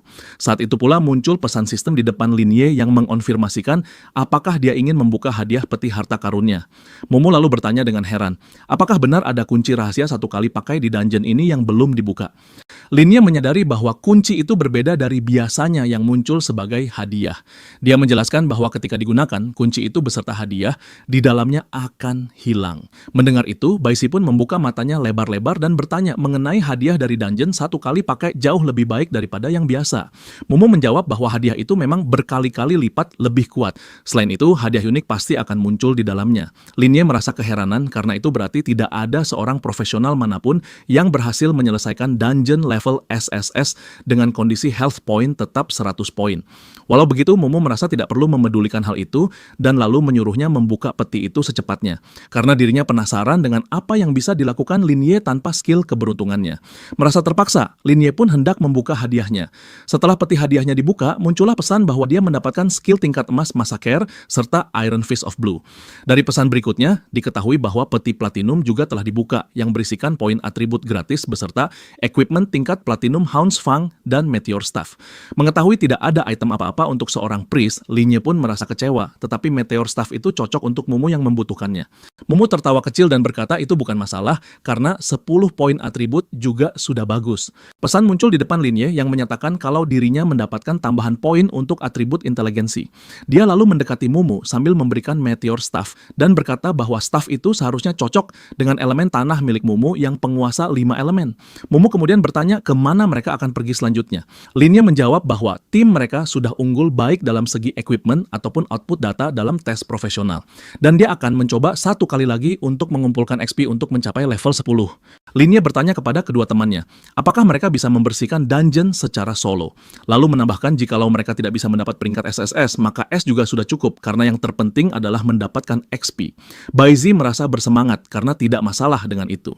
Tiba-tiba, beberapa saat kemudian Linye mendorong Momo sambil berteriak kepadanya agar segera meminggir. Linye dan Momo begitu terkejut dengan kehadiran orang-orang misterius di hadapan mereka. Seorang pria botak menodongkan pisau ke leher Baisi dan berteriak kepada Linye bertanya apakah dia yang mengambil kunci Stone Sword. Linye dan Momo memandang sekelompok asing di hadapan mereka. Keduanya tampak panik tetapi berpikir keras, sementara pria botak terlihat puas dengan dirinya sendiri dengan menempelkan pisau ke leher Baisi sambil mengancam. Namun, ancaman itu sama sekali tidak membuat gadis itu gentar, sebab justru sebaliknya, dia menjadi sangat marah. Baisi seketika menyerang pria botak di belakangnya sambil mempertanyakan mengapa dirinya harus memberikan kunci. Selain itu, pria bertudung di dekatnya sedang bersiap menyerang sambil tersenyum meledek. Lalu dia mulai menembakkan api selagi Baisi lengah dan tak mampu menghindar, sehingga mengenainya. Penyerang mengerutkan kening, menggertakkan giginya, dan menatap tajam ke depan. Sementara Baisi terkapar di bawahnya, si pria botak langsung diberi penyembuhan oleh rekannya. Dengan serius, Linye memerintahkan para bandit untuk melepaskan gadis itu jika mereka masih ingin hidup. Namun, lawannya hanya tertawa dan menyuruh Linye agar tidak lancang. Tiba-tiba, Linye melancarkan serangan yang membuat pria bertudung terkejut tetapi berhasil menghindar. Serangan itu meledak begitu kuat, namun Baisi berhasil menghindarinya ke samping. Merasa kesal, si botak memprotesi usaha pria berkerudung rekannya yang gagal menghentikan Linye. Sementara itu, seorang bandit lainnya yang tergeletak di tanah terkejut akan Linye yang bisa mengeluarkan kekuatan begitu besar, yang padahal belum mencapai level 10. Di saat yang sama, Momo mengaktifkan kemampuan Bionic Tears-nya untuk mencengkeram dan melemahkan bandit lain. Linye lalu menanyai siapa sosok yang menyuruh mereka sehingga berani merampok dirinya. Sambil menyalurkan kekuatan kepada rekannya, si pria bertudung tertawa kejam, lalu meminta kepada pria botak yang merupakan saudara keduanya itu untuk tak akan membiarkan seorang pun dari kelompok Linye selamat. Si botak mulai menerjang sembari berkata bahwa dirinya akan menghabisi Linye lebih dulu karena kedua rekan gadisnya tak bisa apa-apa tanpanya. Momo begitu takut karena tidak tahu harus berbuat apa, tetapi Linye meminta Momo dan Baisi untuk mundur. Sebab semua musuhnya memiliki gelombang magic yang berbahaya. Sambil berusaha mengaktifkan skillnya, Linye berpikir bahwa lawannya kali ini adalah mereka yang disebut sebagai Fallen One, yakni orang yang membuat kesepakatan dengan demon dari Abyss. yang membuat mereka mendapatkan kekuatan abis yang berlipat-lipat ganda lebih kuat dari bakat awalnya, tetapi dengan syarat bahwa penerimanya menjadi musuh umat manusia. Linie kemudian menggunakan skill Reversal Divine Healing Catastrophe Descents. Sebelum mulai beraksi, Linie diserang oleh pria bertudung dengan bola-bola apinya. Bola api itu meledak menghantam Linie, yang membuat pria itu tertawa dan menyebut Linie sebagai sampah yang tidak tahu cara menggunakan skill. Dia lalu memberitahu saudaranya bahwa lawan mereka mungkin mempunyai equipment bagus yang bisa diambil semuanya. Kemudian sebuah siluet pria botak saudaranya tadi terlihat di kepulan asap. Namun kenyataannya begitu mengejutkan karena yang terlihat beberapa saat kemudian adalah Linie yang menggendong si botak yang sudah terluka parah dan tak berdaya. Hal itu sontak membuat si pria bertudung tercengang karena tak percaya dengan apa yang dilihatnya. Dia lalu memerintahkan saudaranya yang lain agar segera menyembuhkan si botak, namun pria pris itu menolaknya karena tak bisa, sebab semua rekannya telah mati dalam sekejap. Si pria bertudung begitu kebingungan karena tidak mengerti bagaimana mungkin seorang pris yang belum mencapai level 10 seperti Linie bisa mempunyai kekuatan serangan sebesar itu. Kecuali bocah itu telah membuat perjanjian dengan Demon Abyss, tetapi dia menyadari bahwa Linie bukanlah pris biasa, namun tidak tampak seperti manusia. Merasa ketakutan, pria itu memutuskan lari dengan tergesa-gesa. Namun Linie berseru bahwa dirinya tak akan membiarkan siapapun yang bekerja sama dengan Demon pergi begitu saja. Untuk itu Linie menggunakan Reversal Starlight Radiance selagi para penjahat itu lari terbirit-birit sambil berteriak ketakutan. Tak lama setelahnya, Linie langsung menyerang sebelum sempat pergi yang membuat mereka langsung kalah tak berdaya. Linie lalu berpikir bahwa dengan meningkatkan damage dari semua skill, dia bisa mengalahkan boss di level Nightmare dengan pertahanan tinggi hanya dalam hitungan detik. Maka untuk mengalahkan musuh-musuhnya kali ini hanya membutuhkan waktu sekejap. Kedua rekannya melihat itu, Momo berkata bahwa jika mereka tidak bertindak, mereka akan terluka, jadi menyerang sangat diperlukan. Sementara Baizi merasa perlu membuang mayat-mayat bandit itu untuk menghapus jejak, sebab sesuatu akan terjadi jika guildnya menemukan mereka. Namun Linie merasa bahwa tidak ada guild yang akan mengakui mereka, karena mereka bergerak dalam bayang-bayang dan tidak peduli dengan organisasinya.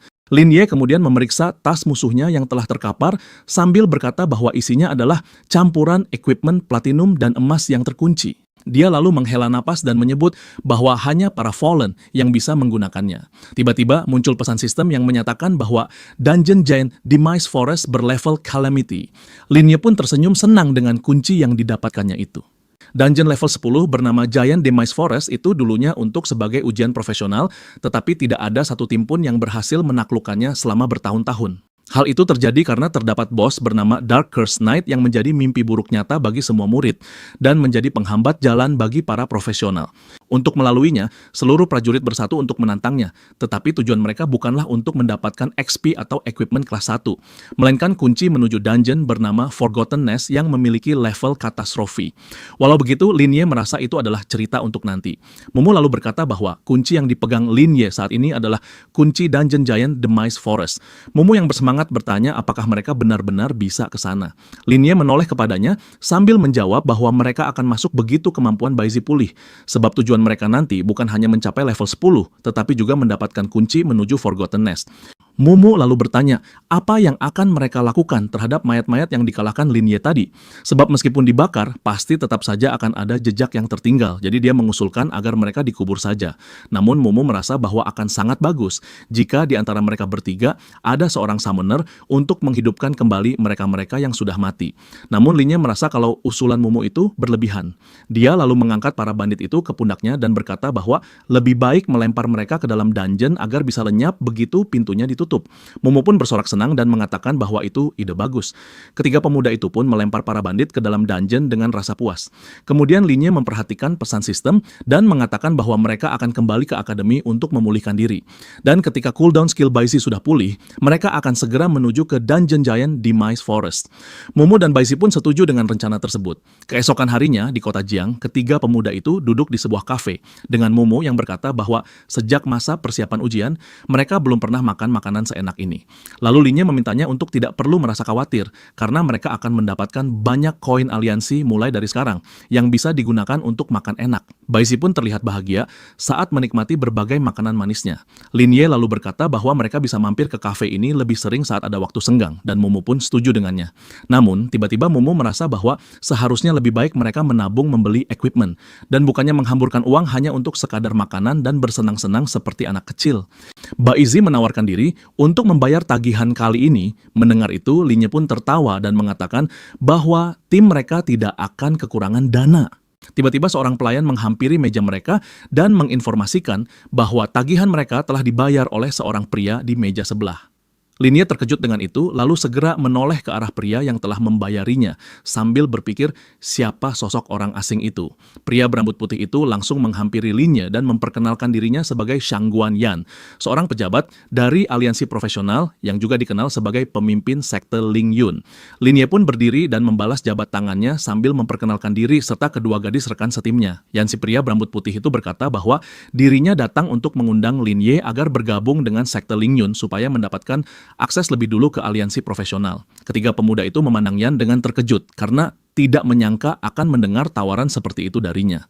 Linye segera menjawab bahwa dirinya bahkan belum mengikuti ujian profesional dan dalam situasi seperti ini, orang lain mungkin akan berpikir bahwa dirinya menggunakan hak istimewa tanpa membuktikan kekuatan. Kemudian sambil menuang minuman ke dalam gelas, Linye menyampaikan bahwa dirinya tidak bisa menerima tawaran tersebut dan tidak berencana untuk bergabung dengan sekte atau tim manapun.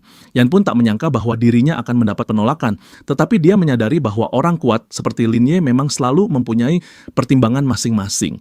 Ia menyesap minumannya dan menyampaikan bahwa dirinya sangat berharap kalau Linye bisa bergabung dengan aliansi nanti secepatnya. Dia tersenyum dan mengatakan bahwa jika membutuhkan sesuatu, mereka bisa menghubungi dirinya kapan saja.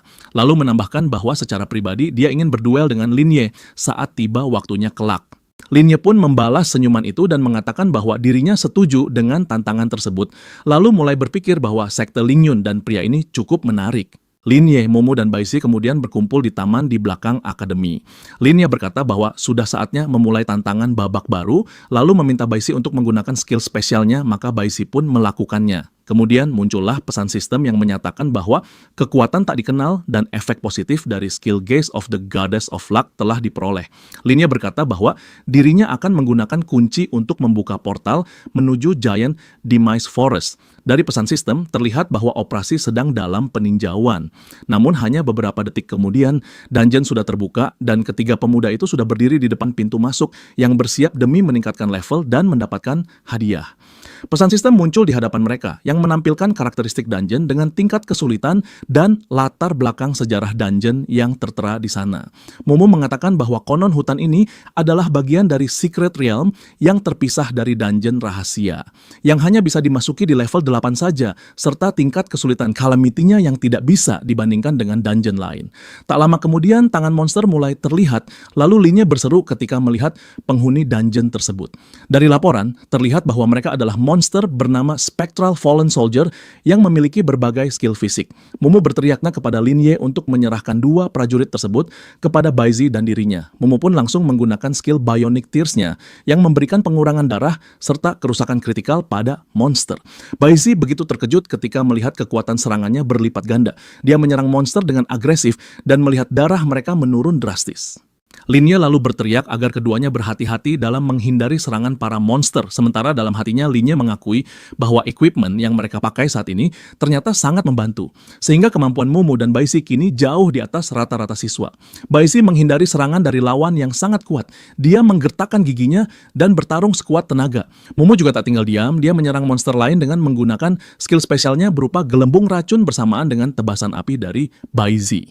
Kedua skill itu bekerja cukup efektif terhadap para monster, yang membuat tubuh mereka meledak dan hancur berkeping-keping. Beberapa saat kemudian, mabut ungu mulai menyebar dari sisi gelap dungeon. Kemudian Linye berteriak agar kedua rekannya bersiap, sebab bos pertama sudah datang. Sebuah papan muncul lalu di hadapan mereka yang menampilkan informasi tentang monster berkuda bernama White Spirit Knight, yang sangat kuat dan tinggi serta ukurannya yang beberapa kali lebih besar dari monster-monster sebelumnya. Tak perlu lama-lama, Linye langsung menggunakan skill Reversal Starlight Radiance, dan Fallen Hell sebagai upaya menyerang boss monster tersebut. Momo menyaksikan aksi Lin Ye itu dan bertanya dengan suara tergagap apakah monster itu sudah kalah. Namun, Lin Ye dengan tatapan tajamnya menjawabnya belum, lalu meminta kedua rekannya untuk tetap menjaga posisi selagi menyicil darah dan memberikan debuff kepada lawannya. Bai Zi dengan siaga mengamati situasinya dengan hati-hati di hadapan sang boss monster yang masih utuh dan tidak terluka sama sekali. Monster itu secara tiba-tiba mulai menerjang untuk menyerang. Tetapi Momo langsung menggunakan skill Bionic Tears beserta gelembung racun dan Bai Zi yang menggunakan tebasan api untuk menghadangnya. Selagi diserang dan secara perlahan, bar darah musuh mulai menurun dengan sebuah pesan sistem yang menyatakan bahwa musuh terkena racun dan mendapatkan efek debuff bleeding. Namun setelah itu semua, monster itu ternyata tidak mudah dikalahkan sebab dia bisa memulihkan kembali sumber dayanya yang hilang seperti XP-nya telah meningkat dan nilai atributnya jauh lebih kuat. Dengan terkejut, Momo bertanya apakah itu adalah skill pasif dari White Spirit Knight dan berpikir bahwa monster itu menjadi sangat defensif ketika nyawanya tersisa seperempat. Sementara itu, Bai Zi berkeringat dan berkomentar bahwa ini adalah boss pertama yang sangat sulit dan menantang. Sambil memberikan penyembuhan kepada Momo, Lin Ye berkata kalau itu pasti skill eksklusif sebelum ia menjadi undead. Dia lalu memperingatkan Momo dan Bai Zi untuk tidak menarik agronya sebab dirinya akan berusaha memancingnya. Beberapa saat kemudian, Lin Ye bersembunyi di balik ranting dan menantang monster White Knight itu untuk menyerang. Dalam hatinya, dia berpikir bahwa posisinya saat ini terlihat olehnya, tetapi pandangannya jelas dan jaraknya tepat. Dan jika monster lawannya itu adalah seorang ksatria profesional, jelas dia akan menggunakan serangan jarak jauh seperti melempar lembing. Monster itu menggunakan skill dan bersiap menyerang, lalu diikuti munculnya pesan sistem mengenai boss monster yang menggunakan skill Lion Barrier, yakni perisai khusus yang bisa memblokir 300 unit kerusakan fisik dan magic. Beberapa detik kemudian, sang boss monster menggunakan skill Radiant Javelin yang berupa tombak ke arah Lin Ye. Tombak itu seketika membuat ledakan saat mengenai Lin Ye. Namun, meskipun dampaknya besar, Lin Ye tidak terluka, tetapi justru semakin kuat karena skill yang diaktifkannya yang membuat kekuatan serangan, kecepatan, dan pertahanannya meningkat tajam. Monster itu sontak berdiri kebingungan melihat Lin Ye yang bisa menahan serangan mematikannya. Tiba-tiba Lin Ye melesat menggunakan skill plundering teknik yang menembus si monster. Namun serangan itu gagal dan dia bertanya-tanya apa yang harus dilakukan selanjutnya. Tetapi dia rasa sang bos akan menggunakan skill charge dan mengambil senjatanya lalu mengalihkan jaraknya. Tanpa berpikir lama, sang bos monster menunggangi kudanya sambil menggunakan charge attack. Lin Ye pun mulai berlari dan menggunakan skill blink terhadap lawannya. Namun bos itu tidak tinggal diam, jadi dia menggunakan teknik confinement. Keduanya pun beradu, tetapi Lin Ye berpindah tempat secara tiba-tiba karena menggunakan skill Flickering Stone yang juga semua poin atributnya meningkat sebesar 20 poin. Lin Ye lalu tiba-tiba tersenyum sebab lawannya itu sudah masuk ke perangkap yang dibuatnya. Dia pun mulai menyerang dengan brutal yang membuat bar darah lawannya mulai menurun secara drastis. Lin Ye berpikir bahwa setelah serangan bertubi-tubi, skill boss monster itu pasti sudah habis. Jadi sekarang dia harus bertarung jarak dekat menggunakan kekuatan fisiknya. Monster itu tampaknya tersadar bahwa waktu skill Holy Light sudah habis, jadi dia membeku sesaat lalu berbalik dan mulai melarikan diri. Namun Momo meneriakkan bahwa sudah terlambat bagi si monster untuk kabur. Lin Ye dengan semangat berkata bahwa cooldown skillnya telah selesai tepat waktu lalu segera menggunakan skill katastrofi. Beberapa detik kemudian, ledakan bercahaya memancar dari langit yang dibarengi dengan munculnya pesan sistem yang menyatakan bahwa skill Fallen Hell juga diaktifkan. Setelah itu, para pemain merasa begitu senang karena White Spirit Knight telah dikalahkan yang memberikan 8.600 poin XP. Serta level Lin Ye naik ke level 9, Momo ke level 7, dan Bai Zi ke level 6. Bai Zi berkata kalau dirinya tidak menyangka bos pertama dungeon tingkat Calamity akan sesulit ini. Sambil memerhatikan Lin Ye, Momo berpikir kalau bukan karena Lin Ye, dia dan Bai Zi pasti akan sangat kesulitan menaklukkan dungeon ini, bahkan jika mereka mengenakan armor berlian. Lin Ye lalu menambahkan bahwa pasti ada bos kedua di suatu tempat. Namun dia keheranan karena tidak ada satupun tanda penunjuk jalan. Tiba-tiba mereka tertangkap oleh akar belukar yang membuat ketiganya terkejut, dan Lin Ye pun mulai menyadari bahwa ini adalah metode teleportasi spesial pada dungeon level Calamity. Lin Ye lalu segera mengingatkan kedua temannya untuk mendarat dengan mulus, atau mereka akan menerima damage jika tidak. Lin Ye mengeluarkan skillnya, sehingga mereka dapat mendarat dengan selamat dan berkata kalau akhirnya mereka bertemu dengan guru kutukan legendaris. Namun, tak ada aba-aba, Lin Ye diserang oleh sesuatu yang menusuk tubuhnya. Momo pun berteriak panik, memanggil nama Lin Ye, sementara Bai Zi juga ketakutan dan memanggil namanya. Linye memerhatikan pesan sistem hadapannya yang menyatakan bahwa monster bernama Dark Curse King ini jauh lebih kuat dibandingkan bos sebelumnya. Tetapi dia tetap berdiri sambil berkata bahwa dirinya sudah tahu semua hal tentangnya. Dengan keadaan masih tertusuk, Linye berpikir bahwa semuanya sudah ia duga dari bos tingkat atas karena ia bisa menyerang tanpa perlu menampakkan diri, dan jika bukan karena Reversal of Heaven, semua bisa berakhir buruk. Sebuah pesan sistem muncul yang mengungkapkan bahwa monster itu memasuki mode pertarungan yang secara otomatis memberikan sihir pada senjatanya sehingga membuat setiap serangan menghasilkan kerusakan magic. Tanpa membuang banyak waktu, bos tersebut melancarkan serangan dahsyat. Melihat serangan itu, Linye berpikir bahwa lawannya sangat cepat dan meneriakkan kepada kedua temannya agar menahan serangan dan bukan menghindar. Baisi pun mendengarkannya dan mengikuti semua perintah Linye dengan patuh, lalu dia pun berusaha menahannya. Namun, Baisi kalah kuat. Dia terluka hingga berpikir betapa kuatnya monster itu. Baisi menyadari bahwa energi Moonlight bukanlah kemampuan terkuat yang dimiliki monster itu. Mumu yang sudah menyiapkan obat pemulih cukup banyak, segera memberinya satu kepada Baisi, sebab Linye pasti tidak bisa menggunakan kemampuan priestnya saat ini. Sementara itu, Linye mulai berusaha menyerang lawannya dengan skill-skill seperti Starlight Radiance dan Fallen Hell serta Catastrophe Descents, yang membuat medan pertempuran begitu meriah dengan berbagai ledakan sehingga HP monster mulai berkurang perlahan. Mumu begitu terkejut karena 3 serangan kuat Linye bahkan hanya mengurangi sepertiga dari HP monster, padahal Linye baru saja meningkatkan perlengkapannya. Kemudian Linye yang tak putus asa mulai menyerang kembali. Berbagai serangan pun telah dilakukan, tetapi meskipun darah monster berkurang, namun penurunannya tidak signifikan dan tidak membuatnya lemah, yang justru malah membuatnya semakin marah. Karenanya, Linye berpikir bahwa sudah saatnya bertindak lebih drastis.